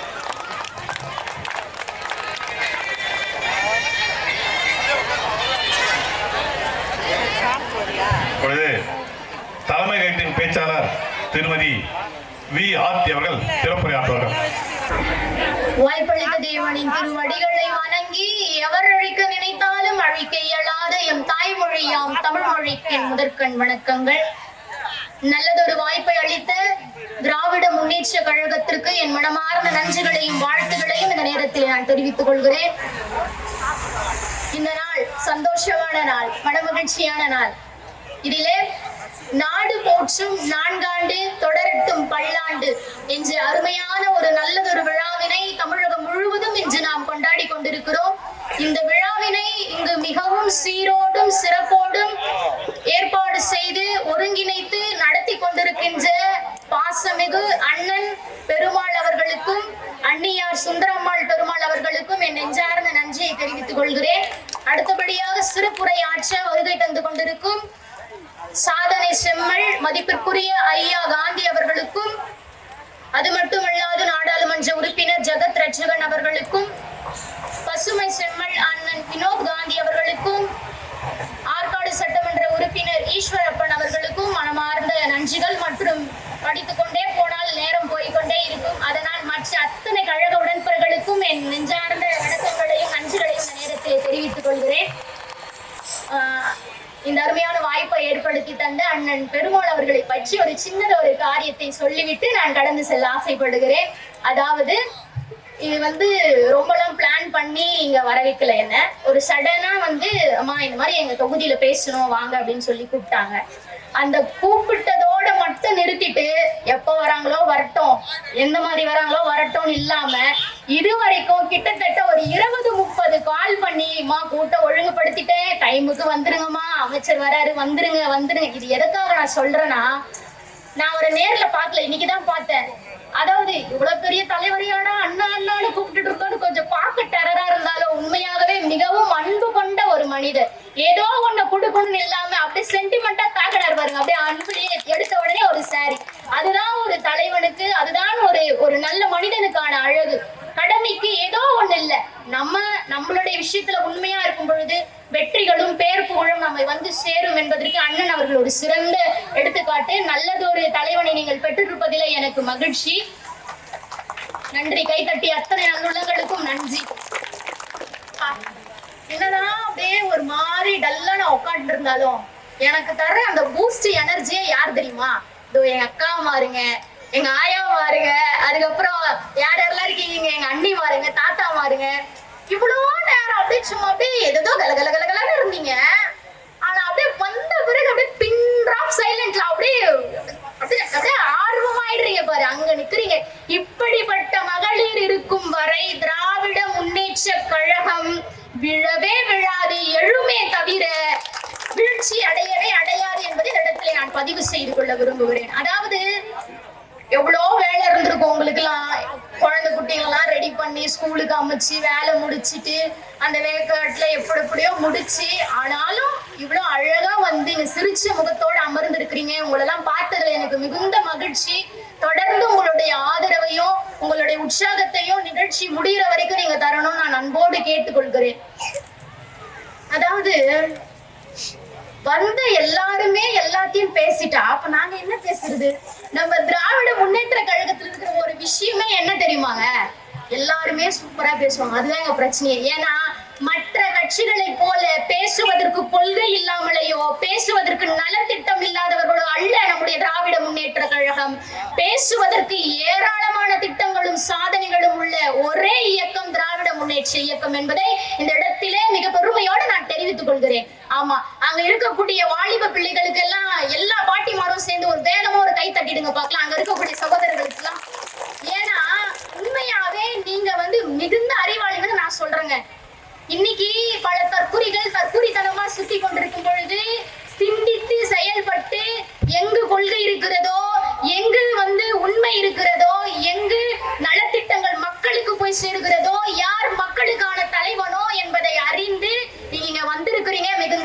ஆட்சி. தொடர்ந்து அவர் செஞ்ச நன்மைகள் எல்லாம் நம்ம வந்து சொல்லிட்டே போலாம். ஒரு நாள் பத்தாதுங்க. சரி, எனக்கு இருக்கிற ஒரே ஒரு கெட்ட பழக்கம் என்ன தெரியுமா? எங்க போனாலும் ஒரு குட்டி கவிதையை ஒன்று போட்டுற வேண்டியது. அதே மாதிரி ஒரு குட்டி கவிதையோடு நான் கடந்து செல்ல ஆசைப்படுறேன். ஓடுற பேருந்துல ஓலை குடிசையில வாடி நின்ற ஏழைய தேடி வந்த விடியல், திக்கற்றவர்களுக்கு திராவிடம் துணை என்று பக்கத்தில் வந்து நின்ற மாண்புமிகு முதலமைச்சர் அவர்களே. அதாவது நீங்க வந்து நேற்றைய தினத்துல எல்லாரும் நியூஸ் பார்த்திருப்பீங்க. 12ஆம் வகுப்பு தேர்ச்சி பெற்ற அந்த ரிசல்ட் வந்து நேற்று வெளியாச்சு. அதுல வந்து நம்மளுடைய தமிழ்நாட்டுல, இந்தியாவிலேயே நம்முடைய தமிழ்நாட்டுல மொத்தம் 93க்கும் மேற்பட்ட மாணவ மாணவிகள் தேர்ச்சி பெற்றிருக்கிறாங்க. அதுவும் 434க்கும் மேற்பட்ட அரசு பள்ளியை சார்ந்த மாணவர்கள் 100% தேர்ச்சி பெற்றிருக்கிறாங்க. இதை விட ஒரு அரசு என்னங்க செய்ய முடியும்? ஏமா அந்த பசங்க பாஸ் பண்ணதுக்கும் நீ பேசுறதுக்கும் என்னமா சம்பந்தம்னு நீங்க நினைக்கிறது எனக்கு கேக்குது. நான் சொல்றேன், ஒரு கல்வித்துறை சரியா இல்லைன்னா, அதாவது நாட்டுல இருக்கக்கூடிய ஒரு தலைவன் சரியா அந்த கல்வித்துறையை நடத்தவில்லை என்றால் இத்தனை தேர்ச்சி நடந்திருக்குமா? இத்தனை தேர்ச்சி விழுக்காடு கிடைத்திருக்குமா? அதாவது குஜராத் மாடல் என்று சொல்லி பீத்திக் கொண்டிருக்கக்கூடிய நம்முடைய அந்த இடத்துல நீங்க பார்த்தீங்கன்னாக்கா, இந்தியை தாய்மொழியாக கொண்டு பரீட்சை எழுதின மாணவர்கள்ல 1,00,000க்கும் மேற்பட்டோர் வந்து தன்னுடைய தாய்மொழியாகி இந்தியிலேயே தோல்வி அடைஞ்சிருக்காங்க. ஆனால் நம்முடைய தமிழ்நாட்டிலே அதிக விழுக்காடு மாணவ மாணவிகள் தேர்ச்சி பெற்று இன்றைக்கு செஞ்சுரி அடிச்சிருக்காங்க. அது மட்டும் இல்லைங்க, ஒரு நெகிழக்கூடிய ஒரு சம்பவம் வந்து நான் சொல்லணும்ட்டே வந்தேன் உங்ககிட்ட. என்னன்னா, நேத்து காலையில வந்து கிருஷ்ணகிரியை சார்ந்த ஒரு சகோதரர், அதாவது 2 கையில் அந்த தம்பிக்கு, அவர் பேர் வந்து கீர்த்தி வர்மா. ஓகே, கீர்த்தி வர்மா 12ஆம் வகுப்பு பொது தேர்வு எழுதிட்டு அவர் வந்து ரிசல்ட் வந்து 471 மதிப்பெண்கள் எடுத்திருக்கிறாரு. அவர் எல்லா டிவி சேனல்ஸும் வந்து போய் இன்டர்வியூ எடுக்கிறாங்க. தம்பி நீ என்னப்பா சொல்ல ஆசைப்படுற அப்படின்னு கேட்கும் போது அந்த தம்பி ஒண்ணு சொல்றான் கண்ணீரோட. எல்லாரும் கேட்டுக்கோங்க. அண்ணா, நான் வந்து ஏதோ என்னால முடிஞ்சதை நான் படிச்சு எடுத்தேன். 10th நான் ஃபர்ஸ்ட் மார்க் எடுத்தேன். ஆனா 12th என்னால இவ்வளவுதான் எடுக்க முடிஞ்சிச்சுன்னு சொல்லும் பொழுதே அந்த பிள்ளையோட கண்கள் கலங்குகிறது. எனக்கு 2 கை மட்டும் இருந்துச்சுன்னா நான் இன்னும் நல்லா படிச்சு நான் நல்ல வேலைக்கு போவேன், எங்க அம்மாவை நான் நல்லா பார்த்துப்பேன், முதலமைச்சர் ஐயா அவர்கள் எனக்கு உதவி செஞ்சா நல்லா இருக்கும்னு அந்த பிள்ளை சொல்லி அந்த போஸ்ட் வந்து 24 மணி நேரம் கூட நிறைவடையவில்லை. நம்முடைய மாண்புமிகு முதலமைச்சர் அவர்கள் கண்ணீர் வேண்டாம் தம்பி, உனக்கான எல்லா தேவைகளையும் நம்முடைய கல்வித்துறை சந்திக்கும் என்று சொல்லி ஆதரவு கரம் நீட்டினார். இதுதானுங்க திராவிட மாடல் ஆட்சி. இதை விட மக்களுக்கு துரிதமாய் செயல்படக்கூடிய ஒரு ஆட்சி நீங்க பார்த்திருக்க முடியுமா? நான் எப்படி சொல்றேன்னா, ஏதோ மேல் தட்டில் இருக்கக்கூடிய மக்களை மட்டும் விசாரிப்பதல்ல மக்களுக்கான ஆட்சி. கடைகோடியில் இருக்கக்கூடிய தொண்டனுக்கும் நலப்பணிகள் நலத்திட்டங்கள் போய் சேருதா அப்படின்றதுலதான் இருக்கு ஒரு நல்ல தலைவனுக்கான ஒரு அடையாளம். ஒரு நல்ல தலைவன் என்ன செய்வான் தெரியுமா? தன்னுடைய மக்கள் எதை செய்ய விரும்புகிறார்களோ, எந்த உயரத்தை அடைய விரும்புகிறார்களோ அந்த உயரத்திற்கு தன்னுடைய மக்களை கொண்டு செல்பவர் தான் சிறந்த தலைவர். அதாவது இன்னைக்கு இங்க நிறைய பெரியவங்க இருக்கிறீங்க, நிறைய பெண்மணிகள் இருக்கீங்க, படிக்கிற பிள்ளைங்க இருக்கிறீங்க, எல்லாருமே ரொம்ப ரொம்ப சிந்திச்சு செயல்படக்கூடிய ஒரு காலத்துல நாம இருக்கிறோங்க. இன்னைக்கு நமக்கு எனக்கு முன்னாடி பேசிய எல்லாருமே சொன்னாங்க மகளிர் உரிமை தொகை வந்து நம்மளுடைய ஐயா அவர்கள் கொடுக்கிறாருன்ட்டு. நீங்க அதை வந்து எப்படி சொல்றது, என்னப்பா வரவங்க எல்லாம் அதையே சொல்றீங்களே, அப்படி தயவு செய்து பார்க்காதீர்கள். ஒரு பூ கட்டி விற்கக்கூடிய ஒரு அம்மாவின் மனநிலையிலிருந்து அந்த 1000 ரூபாவை பாருங்கள், அது எவ்வளவு பெரிய தொகை என்று உங்களால் உணர முடியும். ஒரு கீரை கட்டி இருக்கிற ஒரு அம்மாவுடைய மனநிலையிலிருந்து பாருங்க, அந்த 1000 ரூபாய் எவ்வளவு பெரிய தொகைன்னு தெரியும். இன்னைக்கு எத்தனை பிள்ளைகள் நாம வந்து பெற்றோர்களுக்கு நம்ம காசு கொடுக்கறது இல்லை, ஏன்னா நமக்கே பத்துறது இல்லை, அது வேற விஷயம். ஆனா மாதம் 10 ஆகுறதுக்குள்ள ஒவ்வொருத்தனுடைய அக்கௌண்ட்லயும் 1000 ரூபாயை கிரெடிட் ஆகுது அப்படின்னு சொன்னா, ஒரு தாயுள்ளம் கொண்ட தலைவராக ஒவ்வொரு பெண்களின் முன்னேற்றத்திலையும் பங்கு வகிக்கக்கூடிய நம்முடைய தாயுமானவர் தான் நம்முடைய மாண்புமிகு முதலமைச்சர் ஐயா அவர்கள். இதை விட ஒரு எப்படிப்பட்ட ஒரு யோசனை பார்த்தீங்களா?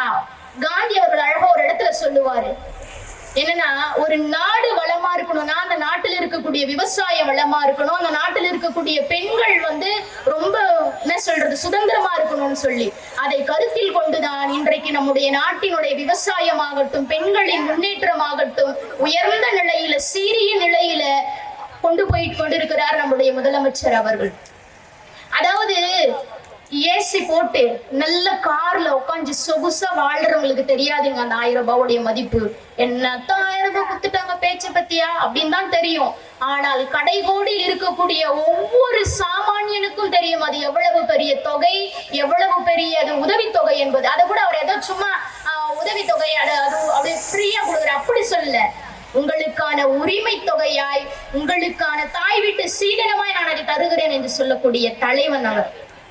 அதே மாதிரி காலை உணவு திட்டம் எடுத்துக்கிட்டீங்கன்னா ஒரு முறை ஐயா அவர்கள் என்ன பண்றாரு, ஒரு ஸ்கூல்ல வந்து ஆய்வு செய்யும்படி போறாரு. அங்க போகும்பொழுது ஒரு குழந்தைய பார்த்து தம்பி சாப்பிட்டியாப்பா அப்படின்னு கேக்குறாரு. அதுக்கு அந்த குழந்தை சொல்லுது, இல்லைங்க ஐயா சாப்பிடல, அம்மா வேலைக்கு போயிட்டாங்க அப்பாவும் வேலைக்கு போயிட்டாங்க. அப்போ அவர் மனசுல அப்படியே ஒரு கஷ்டங்க, குழந்தை சாப்பிடாம எப்படி அவன் வந்து இந்த பாடத்தை கவனிக்க முடியும்னு சொல்லிட்டு உடனே அவருடைய உதவியாளரை கூப்பிட்டு என்ன சொன்னாரு தெரியுமா, காலை உணவுக்கு ஏற்பாடு செய்யுங்க அப்படின்னு சொல்லிட்டு. உதவியாளர் சொன்ன காரியம், ஐயா ஆல்ரெடி ஏகப்பட்ட நிதி நெருக்கடியில் இருக்கிறோம், இதுல நீங்க காலை உணவு திட்டத்தை அமல்படுத்திக்கிட்டீங்கன்னா ரொம்ப கஷ்டம் அப்படின்னு சொல்லும் போது இருக்கட்டும் நாம சமாளிக்கலாம் அப்படின்னு சொல்லி உடனடியாக காலை உணவு திட்டத்தை அமல்படுத்தி லட்சத்திற்கும் மேற்பட்ட குழந்தைகள் பயனடையும் வகையில இன்றைக்கு ஊட்டச்சத்து குறைபாடு இல்லாத குழந்தைகள் நல்ல அறிவு வளத்தோடு நல்ல தெம்போடு படிக்கக்கூடியவர்களா இன்னைக்கு ஸ்கூல்ஸ்ல இருக்கிறாங்க. இப்படி பல விஷயங்களை வந்து நம்ம சொல்லிட்டே போலாம். நான் முதல்வன் திட்டத்திற்கு மூலம் ஒன்றிய அரசினால நடத்தப்படக்கூடிய அந்த SSC அப்படின்னு சொல்லக்கூடிய ஒரு தேர்வு, அந்த தேர்வுல நான் முதல்வன் மூலம் பயிற்சி பெற்று 58 பேரை இன்னைக்கு செலக்ட் ஆகி அந்த வேலைக்கு தகுதியுடையவர்களா இருக்கிறாங்க. இப்படிப்பட்ட அரசு தான் நம்முடைய அரசு, மக்களுக்கான அரசு, பெண்களுக்கான அரசு. இந்த மாதிரி பல விஷயங்களை வந்து என்னால சொல்லி கொண்டு போயிட்டே இருக்க முடியும். இந்த இடத்துல வந்து என்ன சொல்றது, நல்லா உட்காந்து கவனிச்சுட்டு இருக்கோம். இந்த நடுவு கொசு தொல்லை வருதுங்க பாத்தீங்களா, இதே மாதிரிதான் இந்த ஒன்றிய அரசும். நம்ம தமிழ்நாடு நல்லா வளர்ந்து வரும், படிப்புலையாகட்டும் தொழில்துறையிலாகட்டும், நடுவுல வந்து எப்படி இந்த கொசு நம்மளை தொல்லை பண்ணுதோ அது போல இந்த ஒன்றிய அரசு ஏதாவது ஒரு வகையில தமிழகத்தை சீண்டி பார்த்து கொண்டுதான் இருக்கிறது. கல்விக்கு தர வேண்டிய 2152 கோடி நிதியை தர மறுத்தாலும் நாங்கள் கல்வியிலே வென்று காட்டுவோம் என்று சொல்லி நம்முடைய மாணவ மாணவிகள் நம்முடைய முதல்வர் ஐயா அவர்களின் துணை கொண்டு அடுத்த கட்டத்தை நோக்கி சென்று கொண்டிருக்கிறார்கள். கழக உடன்பிறப்புகளை யோசிக்க வேண்டிய தருணத்திலே நாம் இருக்கிறோம். ஏகப்பட்ட திட்டங்களை சொல்லிக் கொண்டே போக முடியும், நேரம் போதின்மை காரணத்தினாலே சுருக்கமாக ஒரு சில திட்டங்களை மட்டும் நான் சொல்லுவேன். புதுமை பெண் திட்டத்தை எடுத்துக்கொண்டீங்கன்னு வச்சுக்கோங்களேன், அதாவது இன்னும் ஸ்கூல் படிக்கிற பசங்களுக்கு 1000 ரூபாய் தராங்க தானமா அப்படி தெரியலாம். ஆனால் அதுக்கு பின்பாக மிகப்பெரிய ஒரு ரகசியம் இருக்கிறது. எப்பவுமே ஆண் பிள்ளைகளை விட பெண் பிள்ளைகள் வந்து சற்று என்ன சொல்றது பண விஷயத்துல கொஞ்சம் ஜாக்கிரதையானவர்கள். ஆமா தானே, கொஞ்சம் அதை சேமிக்கக்கூடிய பழக்கம் உடையவர்கள். சிறு வயதிலிருந்தே ஒரு பெண் என்பவள் மற்றவர்களை சார்ந்தில்லாமல் அவள் தன்னிச்சையாக செயல்பட வேண்டும், சுயமரியாதையோடு இருக்க வேண்டும். ரொம்ப முடியலனாலும் தனக்கு வேண்டிய ஒரு பென்சிலை, தனக்கு வேண்டிய ஒரு பேனாவை அவளுடைய காசிலிருந்து அவள் எடுத்து வாங்கும் பொழுது பிறக்கிறது அங்க ஒரு தன்னம்பிக்கை. அதை தான் நம்முடைய திராவிட மாடல் அரசு நமக்கு கற்றுக் கொடுக்கிறது. இப்படி பெண் பிள்ளைகளுக்கு மட்டும்தானான்னு கேட்டு சண்டை போட்டவங்களுக்கு தமிழ் புதல்வன் திட்டத்தின் மூலம் இன்றைய ஆண் பிள்ளைகளுக்கும் 1000 ரூபாவை வழங்கி கொண்டிருக்கிறார் நம்முடைய மாண்புமிகு முதலமைச்சர் அவர்கள். இதுல என்ன ஒரு அழகுனா, அவர் தர திட்டம், அவர் வகுக்கிற திட்டம் எல்லாமே மற்ற மாநிலங்களுக்கு முன்மாதிரியான திட்டம் தான். மத்தவங்களை பார்த்து நாம காப்பி அடிக்கிறது கிடையாது, என்னைக்குமே நம்மளை பார்த்துதான் மத்தவங்க காப்பி அடிப்பாங்களே, இதுல எந்தவித சந்தேகமும் கிடையாது. இப்படி பல நலத்திட்டங்களை மக்களுக்கு ஒவ்வொரு நாளும் வகுத்து கொண்டிருக்கக்கூடிய நம்முடைய மாண்புமிகு தமிழ்நாடு முதல்வர்களுக்கு இந்த 4 ஆண்டுன்றது வந்து அவருக்கு வந்து எப்படி சொல்றது 10ல அவருக்கு. ஏன்னா எவ்வளோ குற்றச்சாட்டு அவர் மேல, எவ்வளோ பொய்யான விமர்சனங்கள். அதுதான் இன்னைக்கு மீடியா வேற வந்துச்சுங்கல்ல, எப்பயோ பெஞ்ச மழைலாம் வந்து இப்போ பெஞ்சு அதனால வந்து மக்கள் பாதிக்கப்படுற மாதிரிலாம் ஒரு விமர்சனங்கள் எல்லாம் எழுப்புறாங்க. அதுக்குள்ள நம்மளுடைய ஐயா அவர்கள் என்ன சொன்னாரு தெரியுமா, அண்ணாவின் பாணியில வாழ்க வசவாளர்கள் சொல்லிட்டு எனக்கு மக்கள் பணி செய்யவே நேரம் போதில்லை, இந்த விமர்சனங்களுக்கெல்லாம் பதில் சொல்ல நான் தயாரா இல்லை என்று சொல்லி மக்களுடைய பணியை செய்து கொண்டு போயிருக்கு. அதுல முக்கியமான ஒரு திட்டம் இல்லம் தேடி கல்வி திட்டம். கொரோனா காலகட்டத்துல பிள்ளைகள்லாம் படிச்ச காரியத்தெல்லாம் மறந்துட்டு ரொம்ப கஷ்டப்பட்டுட்டு இருந்தாங்க. அதை கருத்தில கொண்டு நம்முடைய முதல்வர் அவர்கள் ஏற்படுத்தின இந்த திட்டம் தான் இல்லம் தேடி கல்வி திட்டம். இந்த இல்லம் தேடி கல்வி திட்டத்தின் மூலமா பிள்ளைகள் தங்களுடைய படிச்ச காரியத்தை மறக்காம இன்னும் கொஞ்சம் அதுல அப்டேட்டடா இருக்காங்கன்னு சொல்லி நாம சொல்லல. அமெரிக்காவில் இருக்கக்கூடிய கலிபோர்னியா என்று சொல்லக்கூடிய ஒரு பல்கலைக்கழகத்தின் ஆய்வு அறிக்கை இப்படியாக சொல்லுகிறது. நமக்கு நம்ம ஊர்க்காரங்கள தாங்க எதிரி. எப்படி நமக்கு நம்ம வீட்டுல இருக்கிறவங்க எதிரியோ அந்த மாதிரி தமிழ்நாட்டுல இருக்கிறவங்க தான் எதிரி. ஆனா வெளி மாநிலத்தவர்கள் எல்லாம் நம்ம ஐயாவுக்கு புகழாரம் தான். ஆந்திராவை சேர்ந்த அந்த முதலமைச்சர் ஆகட்டும், இந்தி நியூஸ் பேப்பர் ஆகட்டும், எல்லாருமே இப்படிப்பட்ட ஒரு முதலமைச்சரை பார்த்து நீங்க கத்துக்கோங்க. எங்கெல்லாம் தமிழனுக்கு இழுக்கு ஏற்படுகிறதோ, எங்கெல்லாம் தமிழனுடைய உரிமை மறுக்கப்படுகிறதோ அங்கெல்லாம் ஒரு குரல் ஓங்கி ஒலிக்கும். அது யாருடைய குரல் என்று பார்த்தால் நம்முடைய தமிழக முதல்வரின் குரல். இப்ப கொஞ்ச நாளாவே நாங்கெல்லாம் கண்டன ஆர்ப்பாட்ட கூட்டத்துக்கு போயிருந்தோமா, அதுல இருந்து இன்னும் வெளியவே வர முடியல. ஆனா அதுக்கான ரிசல்ட் வந்துருச்சு. என்னன்னு பாத்தீங்கன்னா, ஐயா ஒரு இடத்துல சொல்லியிருப்பாரு, நம்மளுடைய முதல்வர் ஐயா அவர்கள், தமிழ்நாடு எப்பொழுதுமே டெல்லிக்கு அவுட் ஆஃப் கண்ட்ரோல் தான் அப்படின்ட்டு. அந்த வார்த்தை இன்னைக்கு நிறைவேறிச்சுங்க. என்னன்னா எனக்கு ரொம்ப சந்தோஷம் இந்த வார்த்தை இன்னைக்கு ஞாபகம் சொல்றதுல. என்னன்னா இந்தி திணிப்பை என்றும் எதிர்ப்போம் சொல்லி பயங்கரமா லாஸ்ட் ஆஃப் போன மீட்டிங்ல நல்லா ஆக்ரோஷமா பேசிட்டேன். எப்படி ஆச்சு இந்தி திணிப்பு நம்ம ஊர்ல வந்துடக்கூடாது, விருப்பம் இருக்கிறவங்க கத்துக்கிட்டோம், ஆனா நீ படிச்சாதான் நான் உனக்கு நிதி தருவேன்ற பாரு, அப்ப நான் படிக்க மாட்டேன், இதுதான் எங்களுடைய பிரச்சனையா இருந்ததுன்னு சொல்லி போன மீட்டிங்ல எல்லாம் ரொம்ப ஆக்ரோஷமா பேசணும்னு வச்சுக்கோங்களேன். ஆனா இன்னைக்கு அண்மை செய்தி என்னன்னு பாத்தீங்கன்னாக்கா, மத்திய அரசு இந்தியை அதாவது தேசிய கல்வி கொள்கையை நீங்க ஏத்துக்கணும்னு சொல்லி ஒரு மனு தாக்கல் பண்றாங்க உத்தரவிட கோரி. அந்த கோரிக்கையை நம்முடைய உச்ச நீதிமன்றம் தள்ளுபடி செய்தது. இதை விட ஒரு அருமையான செய்தி என்னங்க இருக்க முடியும்? அதாவது நாம ஏத்துக்கிறதோ ஏத்துக்காது யாருடைய கையில? நம்முடைய கையில.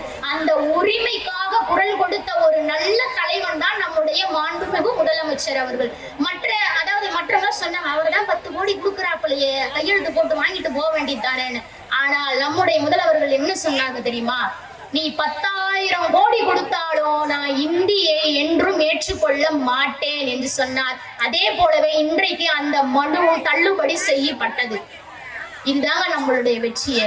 தேசிய கல்விக் கொள்கை மூலியமா நம்ம பிள்ளைகள் மத்தியில அதாவது வர்ணாசிரமம் என்று சொல்லக்கூடிய தகப்பன் செய்யக்கூடிய தொழிலை செய்யணும்னு நம்மளெல்லாம் கட்டாயப்படுத்தி அதை கொண்டு வரணும்னு பார்த்தாங்க. அதை நாம ஒத்துக்கல. மாநில மறுசீரமைப்பு கொண்டு வரணும்னு பார்த்தாங்க, அதையும் நாம ஒத்துக்கல. இப்படி ஏன் நம்ம இவ்வளவு புத்திசாலிகளா இருக்கிறோம்னா, நாமெல்லாம் பெரியாரின் பேரன் பேத்திகள், நாமெல்லாம் அறிஞர் அண்ணாவின் பிள்ளைகள், நாமெல்லாம் முத்தமிழ் அறிஞர் கலைஞர் அவர்களின் வழி வந்தவர்கள். கொள்கை நமக்கு தெரியும், சுயமரியாதைனா நமக்கு என்னன்னு தெரியும். யோசிக்க கூடிய புத்தியுள்ள மக்கள் இருக்கக்கூடிய நாடு நம்முடைய தமிழ்நாடு. கல்வியில ஏகப்பட்ட வளர்ச்சிங்க இன்னைக்கு.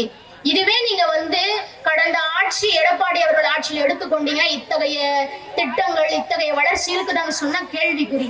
இன்னைக்கு 12வது படிக்கக்கூடிய பூந்தமல்லியை சார்ந்த ஆனந்தன் சொல்லி ஒரு சகோதரி, இதெல்லாம் நான் ஏதோ கதை சொல்றேன்னு நினைக்காதீங்க. நீங்க இன்ஸ்டாகிராம்ல நீங்க போயிட்டு நீங்க நியூஸ்ல சர்ச் பண்ணி பாத்தீங்கன்னா இந்த நியூஸ் அப்டேட்ல வரும். ஒரு சிலர் சொல்லக்கூடியதை போல இது ஒரு குட்டி ஸ்டோரி ப்ரோ கிடையாது, ஒருத்தருடைய ரியல் ஸ்டோரியவே திராவிட முன்னேற்ற கழகத்தால் ஒருவருடைய வாழ்க்கையே மாறின ரியல் ஸ்டோரியை தான் நான் உங்களுக்கு இங்க சொல்லிட்டு இருக்கேன். அதாவது திட்டங்களா சொல்லும் போது என்னமா பாட்னு சொல்றீங்க ஆளாளுக்குன்னு தெரியும். ஆனால் இந்த திட்டங்களால் எத்தனை மக்கள் பயனடைஞ்சிருக்கிறாங்க, எத்தனை பேருடைய வாழ்க்கை மாறி இருக்கிறது, எத்தனை பேர் இந்த அரசினால் பயன்பெற்று இருக்கிறார்கள் என்பதை உங்கள் மத்தியில வைக்கும் பொழுது அதை நீங்கள் யோசித்து பார்ப்பீர்கள். ஆமா இல்ல, அந்த பிள்ளைக்கு நிறைய யார் காசு கொடுத்திருப்பா, பரவாயில்லையே இவர் செஞ்சிருக்காரான்றதை நீங்க யோசிப்பீங்க மக்களே. அதாவது உங்களுக்கு தெரியும், எங்க பாட்டி மாதிரி நாயா மாதிரிலாம் யாரும் ஏமாத்திரலாம் முடியாது. அவங்க வெள்ளம் வந்தப்ப கஷ்டப்பட்டப்ப கூட நின்றவங்களதான் பார்ப்பாங்களே தவிர ட்விட்டர்லயும் எக்ஸ் தளத்துகள்லயும் ட்வீட் போட்டு கொண்டிருந்தவர்களை அவர்கள் பார்க்க மாட்டார்கள் என்று எனக்கு நல்லாக தெரியும். மற்றவர்களுடைய பணிகள் எல்லாம் தளத்தில், நம்முடைய பணியோ களத்தில் இருக்கிறது. கழக உடன்பிறப்புகளே, அதாவது ஸ்டோரிக்கு வரேன், ரியல் ஸ்டோரிக்கே வரேன். இது குட்டி ஸ்டோரி இல்ல, ரியல் ஸ்டோரி. என்னன்னா அந்த 12ஆம் வகுப்பு பொது தேர்வை எழுதக்கூடிய ஆனந்தன் என்று சொல்ல பூந்தமல்லியில் இருக்கக்கூடிய அந்த சகோதரன் வந்து பார்வையற்ற மாற்றுத்திறனாளி. அவர் 3 வருஷமா வந்து கவர்மெண்ட் எக்ஸாம் எழுதுறாரு, அதாவது பப்ளிக் எக்ஸாம் எழுதுறாரு. எதனுடைய துணையினால் எழுதுறாருன்னா கணினி மையமா அந்த பரீட்சையை அவர் எழுதுறாரு. அப்படி எழுதுறதுக்கு அவரா எழுதிட்டாரா? அதற்கான முழு ஏற்பாடுகளையும் நம்முடைய தமிழக அரசு மாண்புமிகு முதலமைச்சர் ஐயா அவர்கள் ஏற்பாடு செய்து அந்த 3 ஆண்டு காலம் அந்த பிள்ளைக்கு பொது தேர்வு எழுதக்கூடிய அந்த வசதிகளை ஏற்படுத்தி கொடுத்தது. இன்றைக்கு அந்த பிள்ளை ஒரு 12வது வகுப்பு படிச்சிருக்கிறார். இதே அந்த பார்வை மாற்றுத்திறனாளி சகோதரன் ஒரு குஜராத்திலேயோ ஒரு மகாராஷ்டிராவிலேயோ இல்ல ஒரு மத்திய பிரதேசத்திலேயோ பிறந்திருந்தால் அப்பா கூட பானிபூரி விற்க சென்று இருப்பாள். ஆனால் நம்முடைய தமிழகம் அப்படி அல்ல. கல்விக்கு முக்கியத்துவம் கொடுக்கக்கூடிய ஒரே நாடு. பாரதியார் சொன்னதை போல கல்வியில் சிறந்த தமிழ்நாடு, புகழ் கம்பன் பிறந்த தமிழ்நாடு. கல்விக்கு முக்கியத்துவம் கொடுக்கக்கூடிய ஒரே மாநிலமாக, சிறந்த மாநிலமாக, எத்தனை மாநிலங்கள் இருந்தாலும் அதற்கெல்லாம் முன்மாறி மாநிலமாக இருக்கக்கூடிய மாநிலம் நம்முடைய தமிழ்நாடு. நாங்க இங்க வந்து பேசுறோம்னா எதுவும் ஆதாரம் இல்லாமலாம் பேசிட மாட்டோம். எல்லாத்தையும் தரவுகளோட குறிப்புகளோட எப்போ என்ன எது நடந்துச்சு, எத்தனை கோடி யார் யாருக்கு கொடுத்தா, அதனால ஏதோ கதை சொல்ற மாதிரி நீங்க கேட்க வேணாம் கழக உடன்பிறப்புகளே. இத்தனை நெருக்கடியிலும், அதாவது பேரிடர் காலங்கள்ல நமக்கு வர வேண்டிய 45,000 கோடியே இன்னும் தரல. கல்விக்கு ஒதுக்க வேண்டிய 2152 கோடி நிதியே இன்னும் தரல. இப்படி பல நிதி நெருக்கடிக்கு மத்தியிலையும் நம்முடைய தமிழ்நாடு அரசு அவர்களால் இயன்ற மட்டும், முடிந்த மட்டும் மக்களுக்கான பணிகளை சீரோடும் சிறப்போடும் செய்து கொண்டிருக்கிறது. முன்னெல்லாம் நீங்க பாத்தீங்கன்னா விளையாட்டுத்துறைன்றது ஏதோ ஊருக்கு ஒருத்தர் இருப்பாங்க. ஆனா இப்ப அப்படி கிடையாது. வீட்டுக்கு ஒருத்தர், தெருவுக்கு ஒருத்தர், ஒரு டீமே கலந்துச்சு. ஏன்னா ஒரு பழமொழி ஒண்ணு சொல்லுவாங்க, ஊக்குவிப்பார் ஊக்குவித்தால். ஏன்னா தாத்தா சொல்லுங்களேங்க, ஒரு கைத்தட்டு வாங்கிக்கீங்க. யாரோ தாத்தா சொல்லுங்க. ஊக்குவிப்பார் ஊக்குவித்தால் பாக்குவிப்பவனும் தேக்குவிப்பானாம். சுடர் விளக்காயினும் தூண்டுகோல் அவசியம். என்ன இதனுடைய கருத்துனா, நீ என்னதான் படிச்சாலும் சரி, நீ என்னதான் விளையாடினாலும் சரி, உன்னை தட்டி கொடுத்து உனக்கு உன் குடும்ப சூழ்நிலையை புரிஞ்சு ஒரு ஊக்கத்தொகையை கொடுத்து உனக்கு ஒரு அங்கீகாரம் கொடுக்குது பத்தியா, அதுதான் சிறந்த அரசு. அதுதான் நம்மளுடைய திராவிட மாடல் அரசு கழக உடன்பிறப்புகளே. அதாவது இன்றைக்கு இத்தனை வயதில் மூத்தவர்கள் சான்றோர்கள் எல்லாம் அமர்ந்திருக்கிறாங்க. எனக்கு வெறும் 24, 25 வயதே தான் ஆகுது.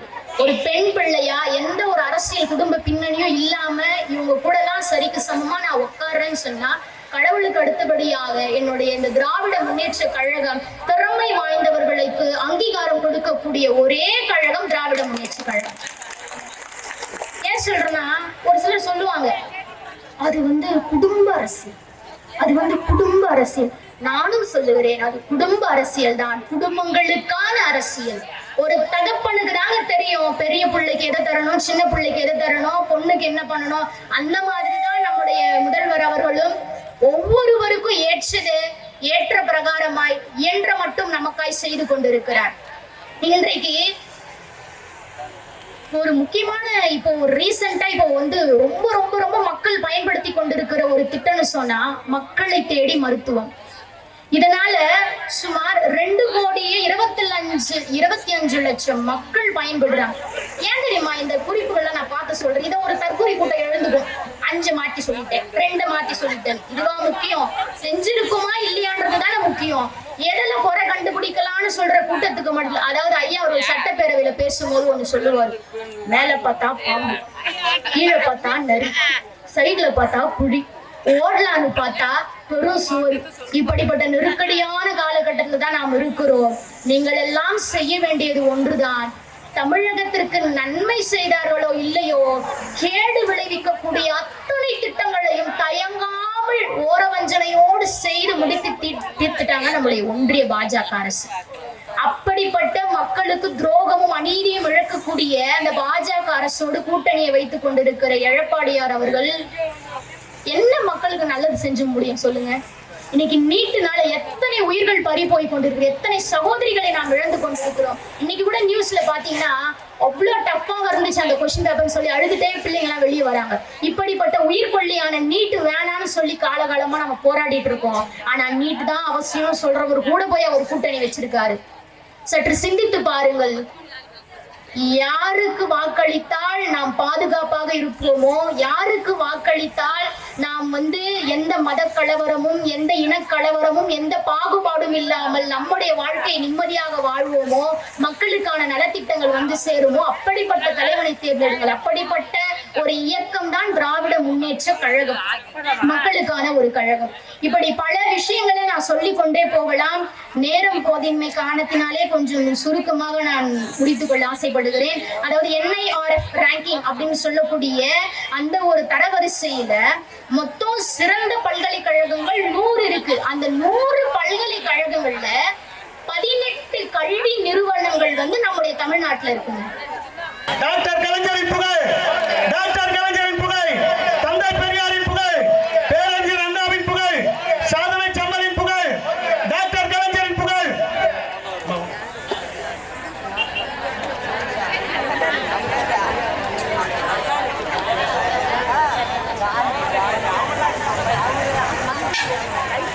மக்கள் பணியே மகேஷன் பணியாக தொகுதியிலே செயலாற்றி கொண்டிருக்கும் மதிப்பிற்கும் மரியாதைக்கும் உரிய எங்கள் ஐயா கைத்தறி நெசவுத்துறை அமைச்சர் மாண்புமிகு ஐயா காந்தி அவர்களை மனமாற வாழ்த்துகிறோம். வாழ்த்த வயதில்லை, வணங்குகிறோம். அது மட்டுமல்லாத எங்கள் அன்பிற்கும் மரியாதைக்கும் உரிய ஆற்காடு சட்டமன்ற உறுப்பினர் எங்கள் அண்ணன் ஈஸ்வரப்பன் அவர்களுக்கு எங்கள் நெஞ்சார்ந்த வாழ்த்துக்களை இந்த நேரத்திலே தெரிவித்துக் கொள்கிறோம்.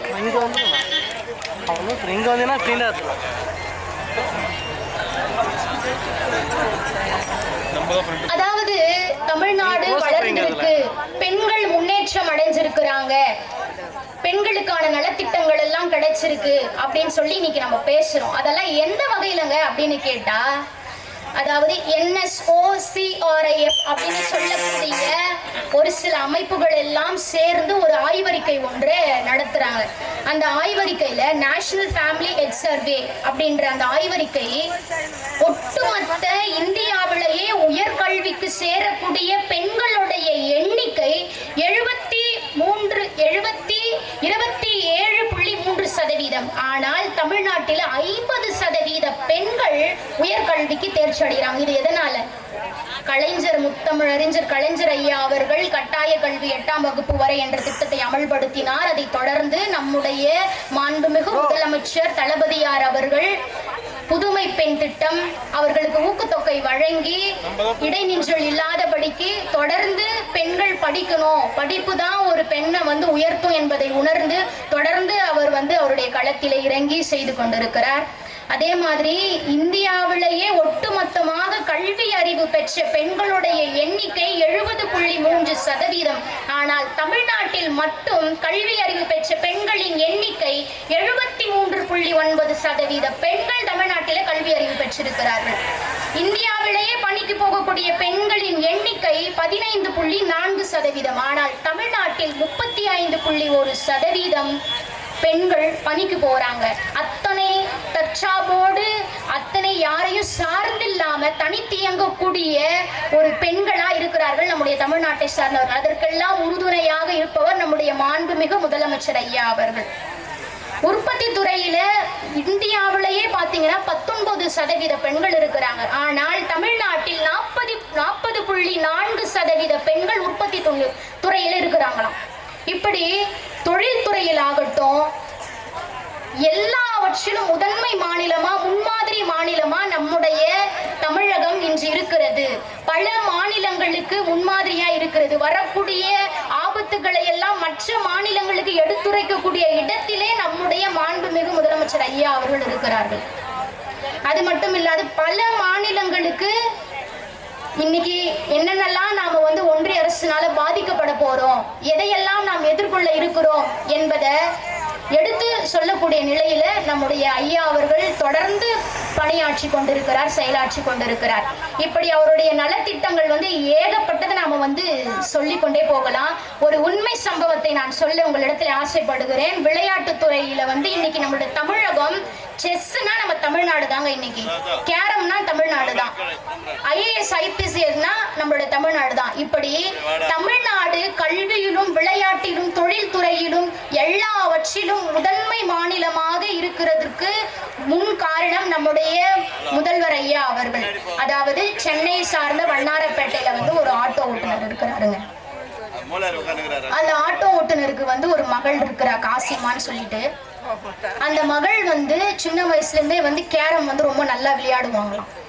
ஆனா அவங்களுக்கு அடுத்த கட்டத்துக்கு போறதுக்கான எந்த வாய்ப்புகளும் வசதிகளும் இல்லாதப்போ அவங்க என்ன பண்றாங்க, முதலமைச்சர் ஐயாவுக்கு ஒரு கடிதம் ஒன்று எழுதுறாங்க. ஐயா, எனக்கு இந்த கேரம் ஆடுறதுல எனக்கு இன்ட்ரெஸ்ட் இருக்கு, உங்களால முடிஞ்ச உதவியை கொடுங்கன்னு சொல்லி.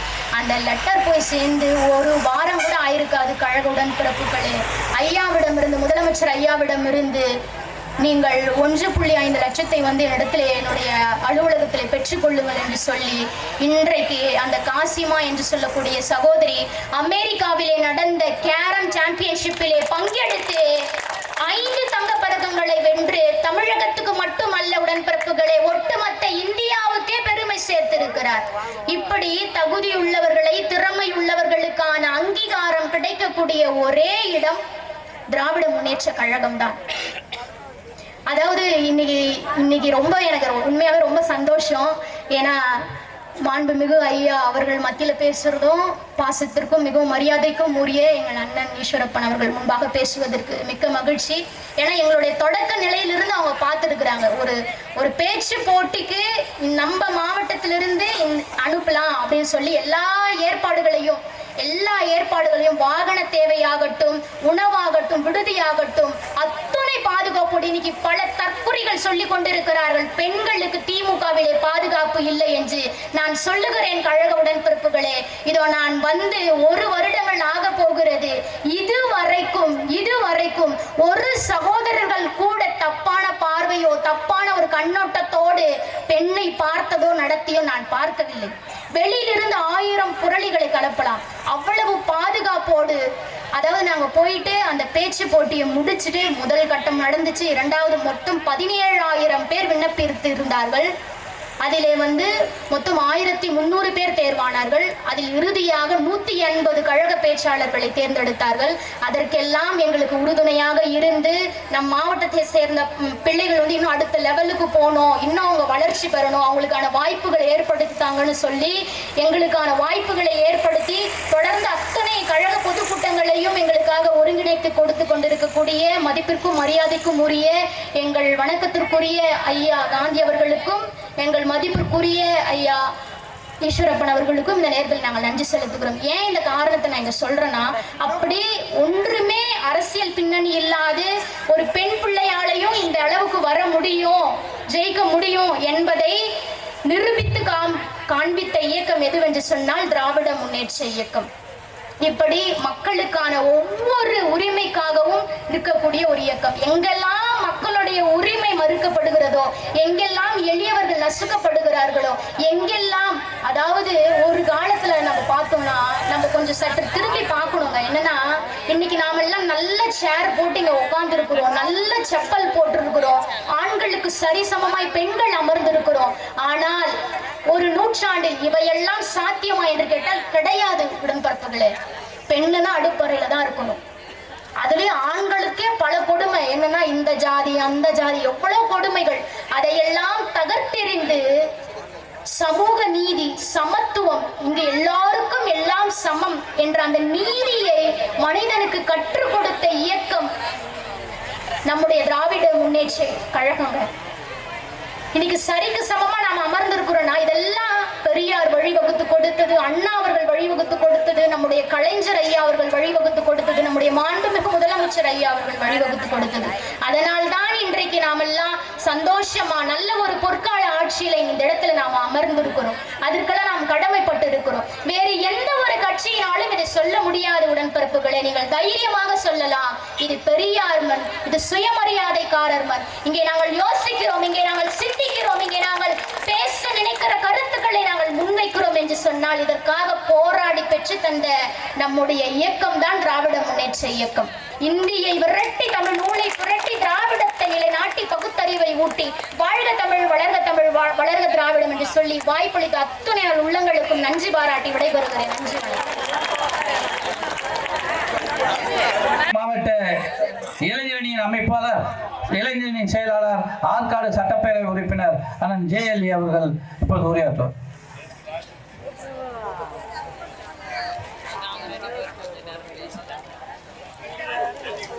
நெமிலி மத்திய ஒன்றிய திராவிட முன்னேற்ற கழக சார்பில் இன்று நடைபெற்றுக் கொண்டிருக்கும் நாடு போற்றும் நான்காண்டு தொடர்ந்து இந்த பல்லாண்டு மாபெரும் பொதுக்கூட்டத்திற்கு தலைமை தாய் நடத்தியிருக்கும் ஒன்றிய கழக செயலாளர் சைனபுரம் SCC பெருமாள் அவர்களை, முன்னிலை வைத்திருக்கும் ஒன்றிய கழக நிர்வாகிகளே, சிறப்புரை வரவேற்பிருக்கும் ஒன்றிய துணை செயலாளர்களே, பொருளாளர் அவர்களே, சிறப்புரை ஆற்ற வருகை புரிந்திருக்கும் நம்முடைய மாவட்டத்துடைய செயலாளர், மாண்புமிகு கைத்தறி மற்றும் துணிவுள்ள அமைச்சர், மக்கள் பணியும் கட்சி பணியும் தன்னை வழக்கினை வாழ்ந்திருக்கும் மாண்புமிகு அண்ணன் RJ அவர்களே, தலைமை கழக பேச்சாளர் நெல்லிக்குப்பம் திருமதி V ஆர்த்தி அவர்களே, மற்றும் மாவட்ட அணிகளின் அமைப்பாளர்களே, துணை அமைப்பாளர்களே, மற்றும் நன்றியாற்றிருக்கும் சுரேஷ் அவர்களே,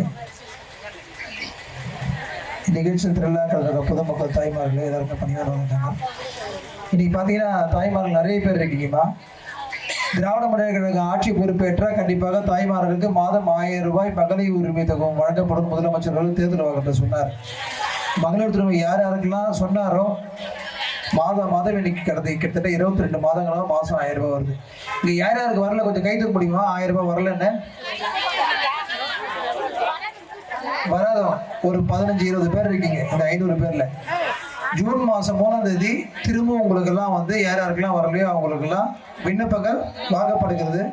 கண்டிப்பாக யார் யாருக்கெல்லாம் இல்லையோ வழங்கப்படலையோ அந்த சூழ்நிலை ஏற்பட்டிருக்கோ அவங்களுக்கெல்லாம் விடுபட்டு போனோம்னா கண்டிப்பாக வழங்கப்படணும் முதலமைச்சர் அவர்கள் சட்டமன்றத்தில் உறுதி அளிச்சிருக்காரு. எதுக்காக சொல்ல வரேன்னு பார்த்தீங்கன்னா கிட்டத்தட்ட 1,16,00,000 பேருக்கு தமிழ்நாட்டில் மகளிர் உரிமை தொகை வழங்கப்பட்டிருக்கு. 1,6,00,000 பேர் அப்ளை பண்ணதில்லை.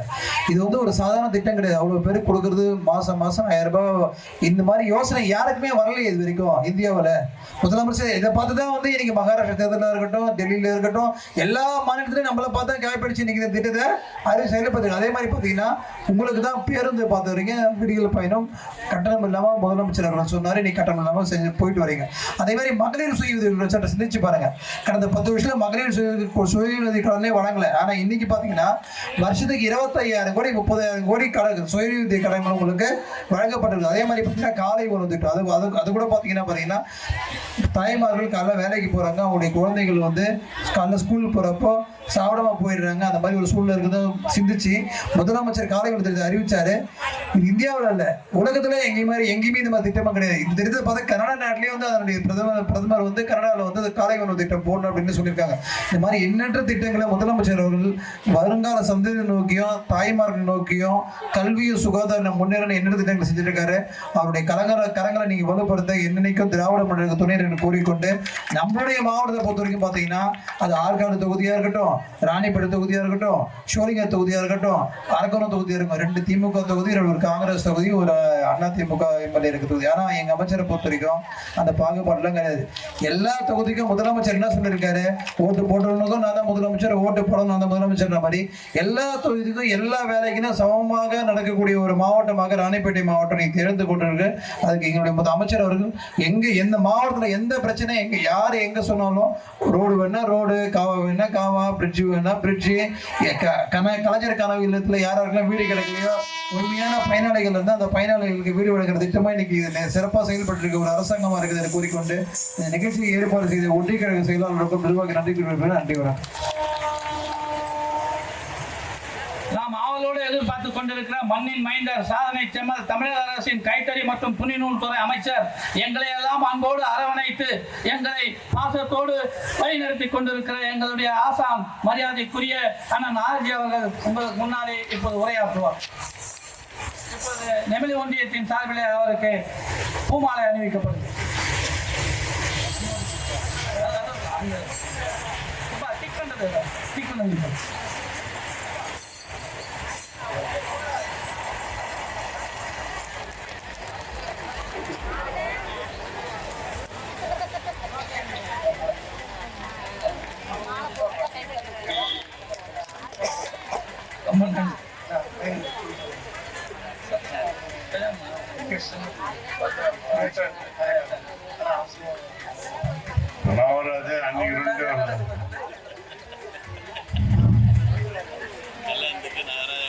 அன்பார்ந்த நாடு போற்றும் நான்காண்டு தொடரட்டும் இது பல்லாண்டு மாபெரும் இந்த பொதுக்கூட்டத்துக்கு தலைமை பொறுப்பேற்றிருக்கும் ஒன்றிய கழக செயலாளர் பெருமாள் அவர்களே, முன்னிலை வைக்கும் மாவட்ட ஊராட்சிக்கு உறுப்பினர் சுந்தரம்மாள் பெருமாள் அவர்களே, ஒன்றிய அவைத்தலைவர் நரசிம்மன் அவர்களே, ஒன்றிய துணை செயலாளர் சீனிவாசன் அவர்களே, சாவித்ரி சுந்தர வடிவேல் அவர்களே, மாவட்ட பிரதிநிதி சண்முக அவர்களே, தனசேகரன் அவர்களே, தசரதன் அவர்களே, வரவேற்பாற்றிய ஒன்றிய துணை செயலாளர் ஜானகிராமன் அவர்களே, ஒன்றிய பொருளாளர் ரமேஷ் அவர்களே, இந்த நிகழ்ச்சியில் தலைமை கழக பேச்சாளர் நெல்லிக்குப்பம் ஆர்த்தி அவர்களே, தமிழ்நாடு சட்டமன்ற நூலக தலைவரும் ஆற்காடு சட்டமன்ற உறுப்பினரும் மாவட்ட இளைஞர் அமைப்பாளர் ஈஸ்வரப்பன் அவர்களே, நாகராஜன் அவர்களே, குமுதா குரு அவர்களே, நன்றி பாராட்டியிருக்கும் சுரேஷ் அவர்களே, அனைவருக்கும் இந்த நிகழ்ச்சியில் கலந்து கொண்ட தாய்மார்களே, பெரியவர்களே, கழக முன்னோடிகளே, பத்திரிகையாளர்களே, அனைவருக்கும் வணக்கம். மாண்புமிகு தமிழக முதல்வர் தளபதி அவர்கள் ஆட்சி பொறுப்பேற்று 4 வருஷம் முடிஞ்சு 5வது வருஷம் 2வது நாள். இந்த 4 வருஷத்துல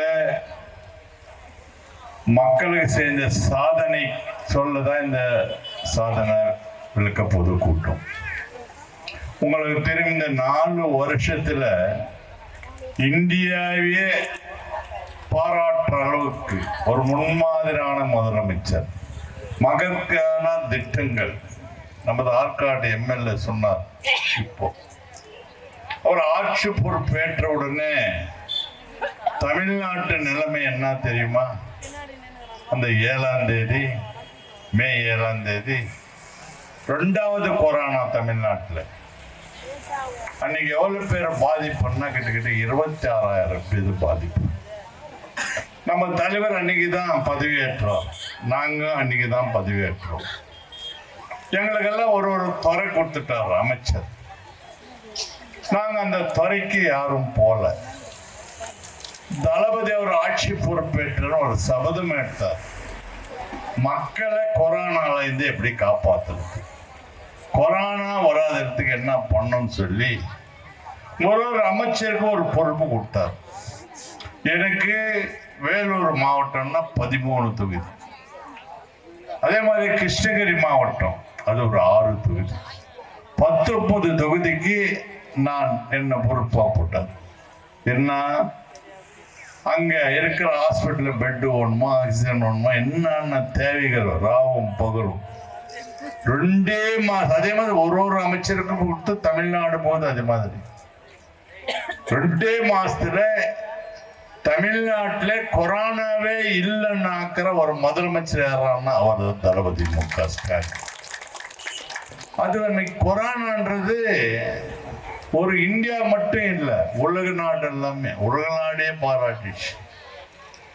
அதுக்கு பிறகு அவர் சொன்ன வார்த்தைகள், தேர்தல் நேரத்தில் சொன்ன வாக்குறுதிகள், முதல் கையெழுத்து போட்டது இலவச பஸ் மகளிர் போட்டார் உடனே. அதே மாதிரி இந்த உரிமை தொகை சொன்னார் இல்ல, மகளிர் உரிமை தொகை உடனே கொடுக்க வேண்டியது. அன்னைக்கு நிதிநிலை தமிழ்நாட்டில் எப்படி இருக்குது, அதுக்கு பிறகு கொஞ்சம் லேட்டா போய் கொடுக்க ஆரம்பிச்சார். கிட்டத்தட்ட 1,15,00,000 பேர் கொடுத்தாச்சு. அவர் சொன்ன மாதிரி ஆற்காடு சட்டமன்ற சொல்லணும்னாது ஜூன் 3ஆம் தேதி மிச்ச பேருக்கு யாருக்காரு இப்போ கை தூக்குனாங்கல்ல, அவங்களெல்லாம் அப்ளை பண்ணா எலிஜிபிளா இருக்கும், எல்லாருக்கும் கிடைக்கும். அடுத்தது, கலைஞர் எப்போ ஆட்சிக்கு வந்தாலும் மக்கள் போய் அவர் இடத்துல கோரிக்கை வைக்க மாட்டார், அவரே சிந்திப்பார். சொன்னது மட்டும் இல்ல, சொல்லாது செய்யற ஒரு தலைவர் அவர் தான் கலைஞர். அவரை மிஞ்சிற அளவுக்கு இவர் ஆட்சி பொறுப்பேற்ற பிறகு பெரியார், அண்ணா, கலைஞர் அவர் எண்ணங்களை, அவர் விட்டு போன குறைகளை மக்களுக்காக நிறைவேற்றிக் கொண்டிருந்த இந்த திட்டங்கள் எல்லாம் தளபதி அவர் சொன்னது மட்டும் நம்ம தேர்தல் நேரத்தில் வாக்குறுதிக்கு மட்டும் இல்லாத ஆட்சி பொறுப்பேற்ற உடனே மக்களை தேடி மருத்துவம். இது சாதாரண திட்டம் இல்லை. நீங்க நினைக்கலாம் டாக்டர் தேடி நம்ம போவோம், நம்மளை தேடி டாக்டர் வீட்டுக்கு வந்து மாத்திரை கொடுத்துட்டு போவோம். இது ஆரம்பிச்சு ஒசூர்ல தான் ஆரம்பிச்சாரு, பக்கத்துல ஒரு கிராமத்துல. அப்போ நான் தான் பொறுப்பு அமைச்சர். இன்னைக்கு 2,25,00,000 பேர் பயனடைகிறாங்க. பாருங்க, இல்லம் தேடி கல்வி சாதாரண திட்டம். இதெல்லாம் சிந்தனை, கலைஞர் போன்ற ஒரு சிந்தனை. உங்க உயிர் காக்கும் 48. இது என்ன? ஒரு ஆக்சிடென்ட் ஆன நம்ம இதுக்கு முன்ன எங்க போவோம்? ஆக்சிடென்ட் ஆன கவர்மெண்ட் ஹாஸ்பிட்டல் போடணும், போலீஸ் ஸ்டேஷன்ல போய் எஃப்ஐஆர் போடணும். வந்த பிறகுதான் அவன் பார்ப்பான். ஆனா ஆக்சிடென்ட் ஆகும், நம்ம அந்த பக்கம் போவோம். அந்த அடிபட்டவனுக்கு பயம், நமக்கு எதுக்கிட்டாங்க கூட அவன் போயிட்டு போய் ஹாஸ்பிட்டல் சேர்த்து. சிலர் தான் மனசாட்சி தான் போய் சேர்ப்பான், சிலர் பார்க்காத மாதிரி போயிடுவாங்க. காரணம் என்ன தெரியுமா? கோர்ட்டுக்கு கூப்பிடுவான், இது கூப்பிடு, யாரோ பதில் சொல்லி இருக்க முடியும்னு போயிடுவான். இதெல்லாம் உணர்ந்து நம்ம தளபதி அவர்கள் எங்க ஆக்சிடென்ட் ஆகுதோ நீ கவர்மெண்ட் ஹாஸ்பிட்டலுக்கே போக தேவையில்லை. பக்கத்துல எந்த ஹாஸ்பிட்டல், பெரிய ஹாஸ்பிட்டல் இருந்தாலும் எங்க அட்மிட் ஆகலாம். 48 மணி நேரத்துக்கு 2 லட்சம், ஒரு லட்சம் ரூபாய் இருந்தது, இப்ப 2 லட்சம் ரூபாய் கவர்மெண்ட் எடுத்து. அதுக்கு மேல காப்பீடு திட்டம் இது. இது சாதாரண திட்டங்கள்ல இதெல்லாம். அதே மாதிரி நம்ம கவனிக்காத போவோம்ல, நீ அந்த பேஷண்ட் அடிபட்டு எடுத்துன்னு போய் ஹாஸ்பிட்டல்ல சேர்த்தியானா உனக்கு 5,000 ரூபாய். நம்ம அது பார்த்து இல்ல, எதுக்கு சொல்ல வரோம்னா பார்த்துக்காது. இப்ப சொன்னாரு பாருங்க, காலிய உணவு திட்டம்.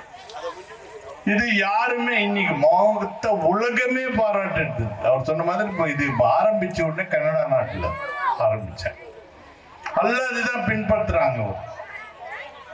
அதே மாதிரி புதுமை பெண் திட்டம், இது 1000 ரூபான்றது பசங்க படிக்கிறதுக்கு. முதல்ல பெண்களுக்கு தான், இப்போ ஆண்களுக்கு சேர்த்து. அது அரசு பள்ளி மட்டும் இல்லை, அரசு உதவி பள்ளிகள் கூட உண்டு. அதே மாதிரி விவசாயிகளுக்கு இலவச மின்சாரம் கொடுத்தது கலைஞர் ஆட்சி காலத்துல 89 தான். ஆனா இப்ப நிறைய பேர் அது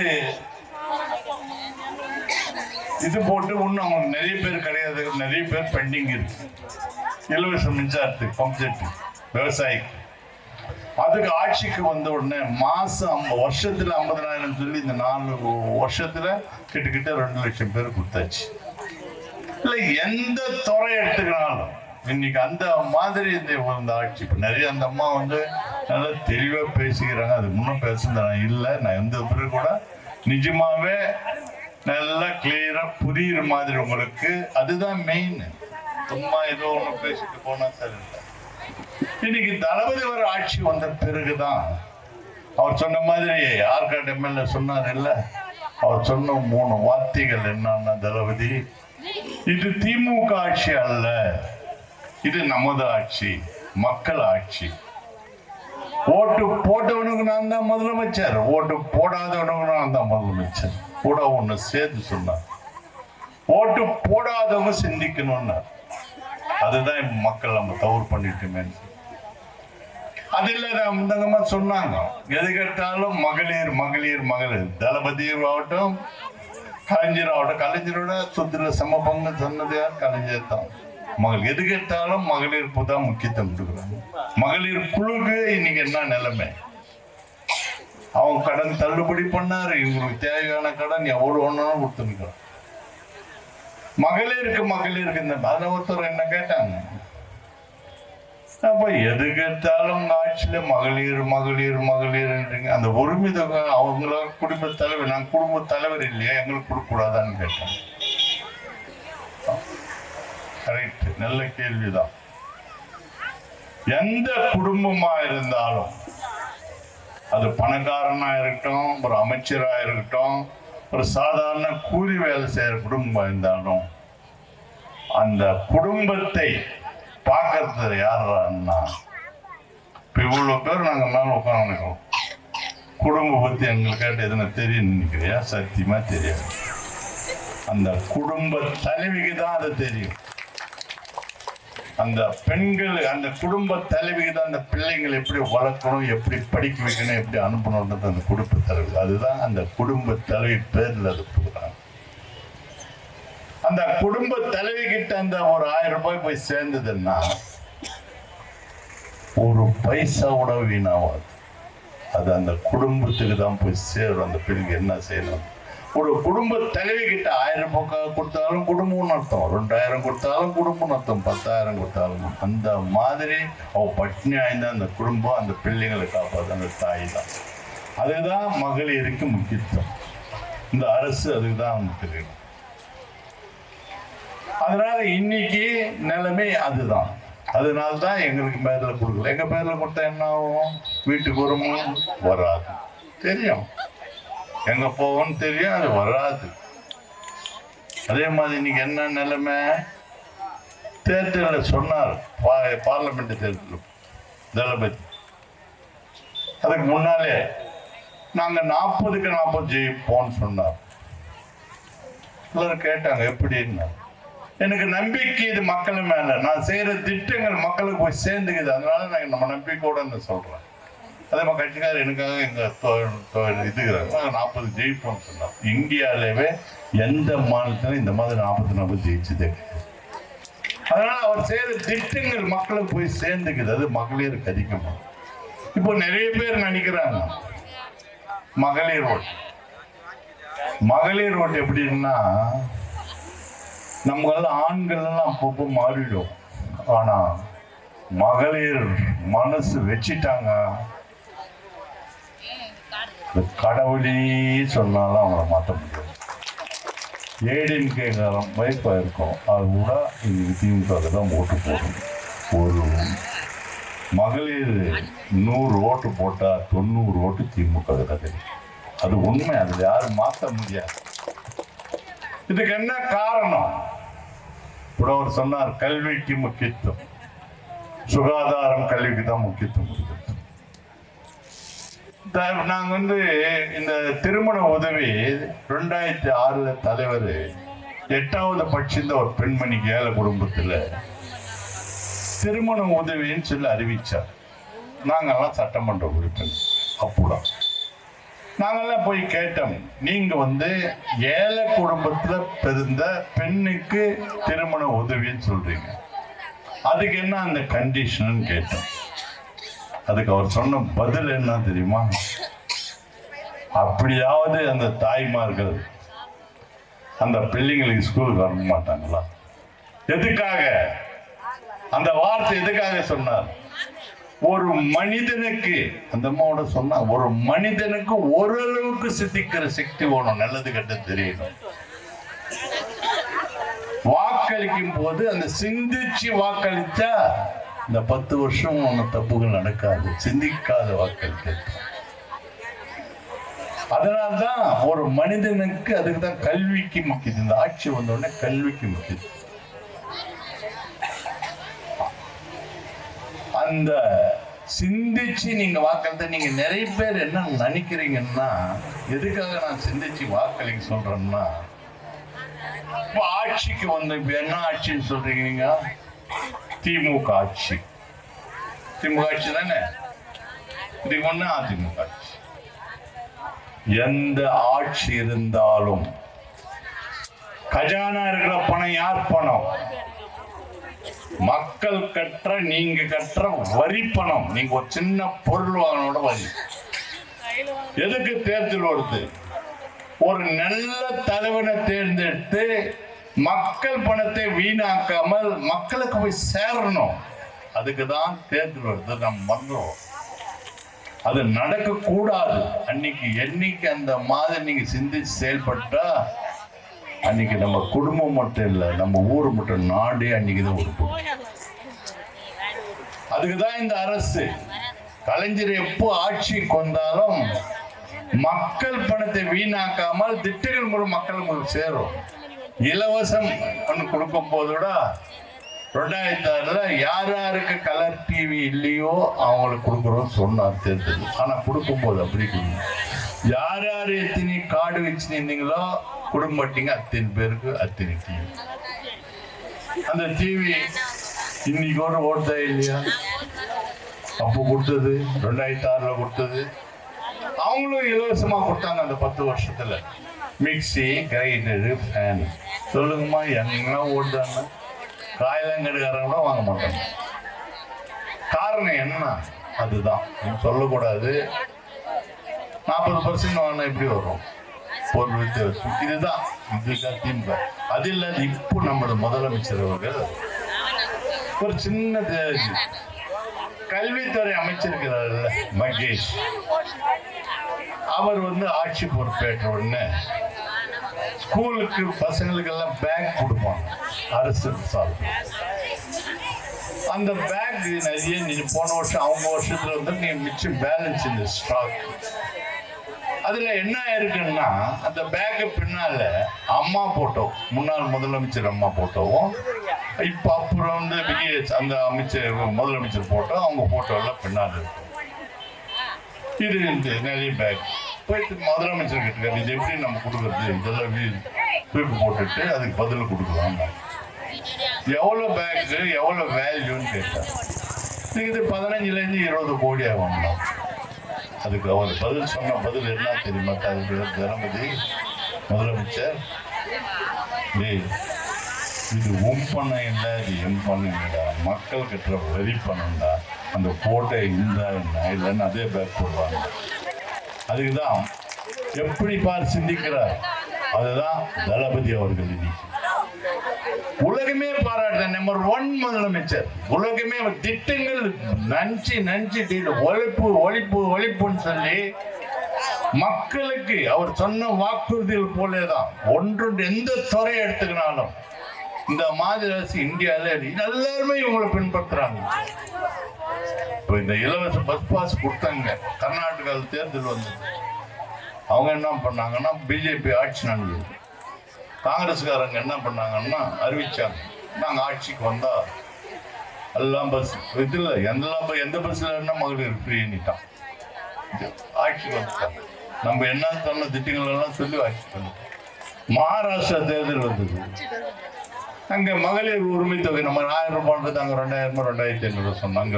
டெல்லியில் அதே மாதிரி தான் நம்ம பின்பற்றுறாங்க.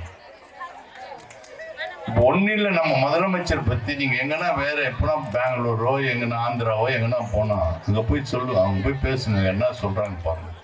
அவ்வளோ பாராட்டுறாங்க திட்டங்கள். அதான ஒரு நல்ல ஆட்சி. அதுதான் நான் சொன்ன மாதிரி நம்ம பணம் நம்ம சிந்திச்சு வாக்களிக்கணும். என்னைக்கு நீங்க சிந்திச்சு வாக்களித்தால், இப்போ நாங்கள் எல்லாம் இருக்கிறோம், எல்லாமே இருக்கிறோம். இந்த விட பொதுவாக சொல்றோம், மக்களை பத்தி யாருன்னா பயப்படுறாங்களா? எப்போ உங்களை பார்த்து நாங்க பயப்படுறோம்? எப்போ சொல்லுங்க, எப்போ எலெக்ஷன் துபார் அந்த 20 நாள் 1 மாசம் எங்களுக்கு அப்போ உங்க மாதிரிமே உங்க மேல இருக்கிற அன்பு எங்களுக்கு வேற மாதிரி எங்கேயுமே இருக்காது. அப்படியே காலில் பையன் வந்தா கூட காலில் விழுந்து, யார் வந்தாலும் காலில் விழுந்து அம்மான்றோம் அப்பான்றோம். அப்படி அதுக்கு பிறகு உங்களை எலெக்ஷன் ஆயிடுச்சு.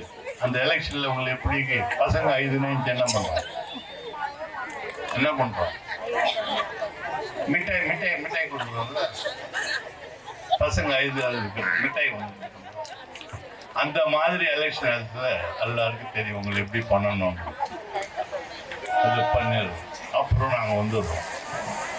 அப்புறம் நேரம் வர எங்களுக்கு கண்ணே தெரியல.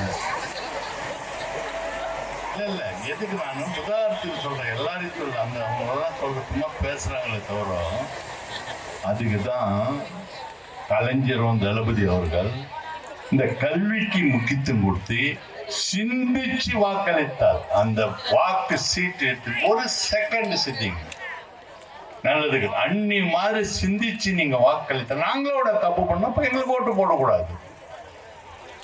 எங்களோட பெட்டர் யாரா இருந்தாலும் நான் சொல்றேன், 4 வருஷத்துல பண்ணது உலகமே பாராட்டுதுன்னா என்ன? யாரும் ஒண்ணும் முடியாது. எந்த தைரியத்துல அவர் சொல்றாரு 40க்கு 40 நாங்க ஜெயிக்கிறேன்னு? உங்க தைரியத்துல உங்களுக்கு செஞ்சு தைரியத்துல தளபதி சொல்றாரு. இப்ப 200க்கு மேல ஜெயிப்போம்னு சொல்றாரு. உங்க தைரியம் தான் இவ்வளவு செஞ்சுக்கிறேன் நிச்சயமா செய்வாங்கன்னு. அந்த மாதிரி நீங்க சிந்திச்சு வாக்களித்தாங்கன்னா மக்களை பார்த்து அப்பதான் பயப்படுவாங்க. அப்பதான் நம்ம வீடு மட்டும் இல்ல, நம்ம ஊரு மட்டும் நாடே அன்னைக்குதான் அந்த நிலைமை உண்டாக்கணும். இந்த திராவிட மாடல் ஆட்சி நிச்சயமா அதுதான் உண்டாக்கும் போக. அதே மாதிரி சொல்லும் போது சொன்னாங்க உதயநிதி ஸ்டாலின் பத்தி. அவர் வந்த பிறகு விளையாட்டுத்துறை பத்தி யாரு? விளையாட்டுத்துறை இன்னைக்கு இந்தியாவிலேயே ஒரு முன்மாதிரி. அவரோட படைப்பிடிப்பு கலைஞர். இப்ப நாங்க எல்லாம் நினைச்சாங்க அண்ணா பிறகு யாரையோ வர முடியும், அண்ணா மாதிரி யாரும் செய்ய முடியும். கலைஞர் உண்டார். அண்ணா என்ன நினைச்சாரோ அதை செஞ்சார். கலைஞர் பிறகு யாரு பாருங்க போறாங்க, யாருக்கு முன்னாடி திமுக என்ன போடுறாங்க. தளபதி வந்தார். கலைஞரும் அண்ணாவும் பெரியார் எண்ணங்களை நிறைவேற்றி கொண்டிருக்கிறார். அது பிறகு உதயநிதி ஸ்டாலின் வந்துக்கிறார். அவர் அதுக்கு மேலேயே இன்னைக்கு எப்படி ஒரு அரசு நடக்குதுன்னா மக்களுக்கு அடிப்படை வசதியில எங்க தேவையோ அவர் சொன்ன மாதிரி இது மக்கள் அரசுன்னு சொன்னார். அது கட்சி பேதம் இல்லாமல் தேர்தல் நேரத்தில் கட்சி பேதம் இல்லாமல் அந்தந்த பகுதியில எங்கெங்க தேவையோ அது புரிந்து செய்யற ஒரு அரசு இந்த திராவிட மாடல் அரசுன்னு சொல்லி நிச்சயமாக நீங்க சிந்திச்சு செயல்படுங்க. இந்த மாதிரி ஒரு அரசு கிடைக்காது, இந்த மாதிரி ஒரு முதலமைச்சர் கிடைக்க மாட்டாரு. நீங்க சிந்திச்சு நல்ல முறையில வருகிற தேர்தலில் 200 சொல்லுகிறாரு, 232க்கு வாய்ப்பு இருக்கு.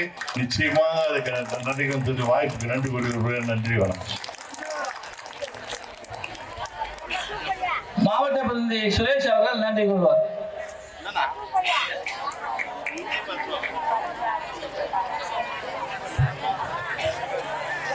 கூட்டத்திற்கு வருகிறது இதுவரை அமைதியாக இருந்து தலைவர்கள் ஆற்றிய உரைகளை கேட்டு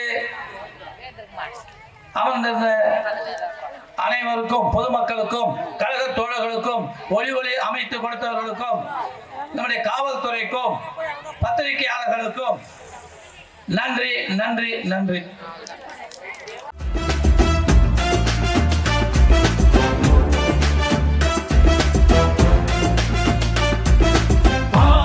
தலைவா ஜகயுகம் ஆளவா நிலைவா முதல்வா திராவிட புதல்வா வா தலைவா ஜகயுகம் ஆளவா நிலைவா முதல்வா திராவிட புதல்வா. அச்சம் இல்லை குந்தன் ஆற்றல் விட எதும் உச்சம் இல்லை, வன்மம்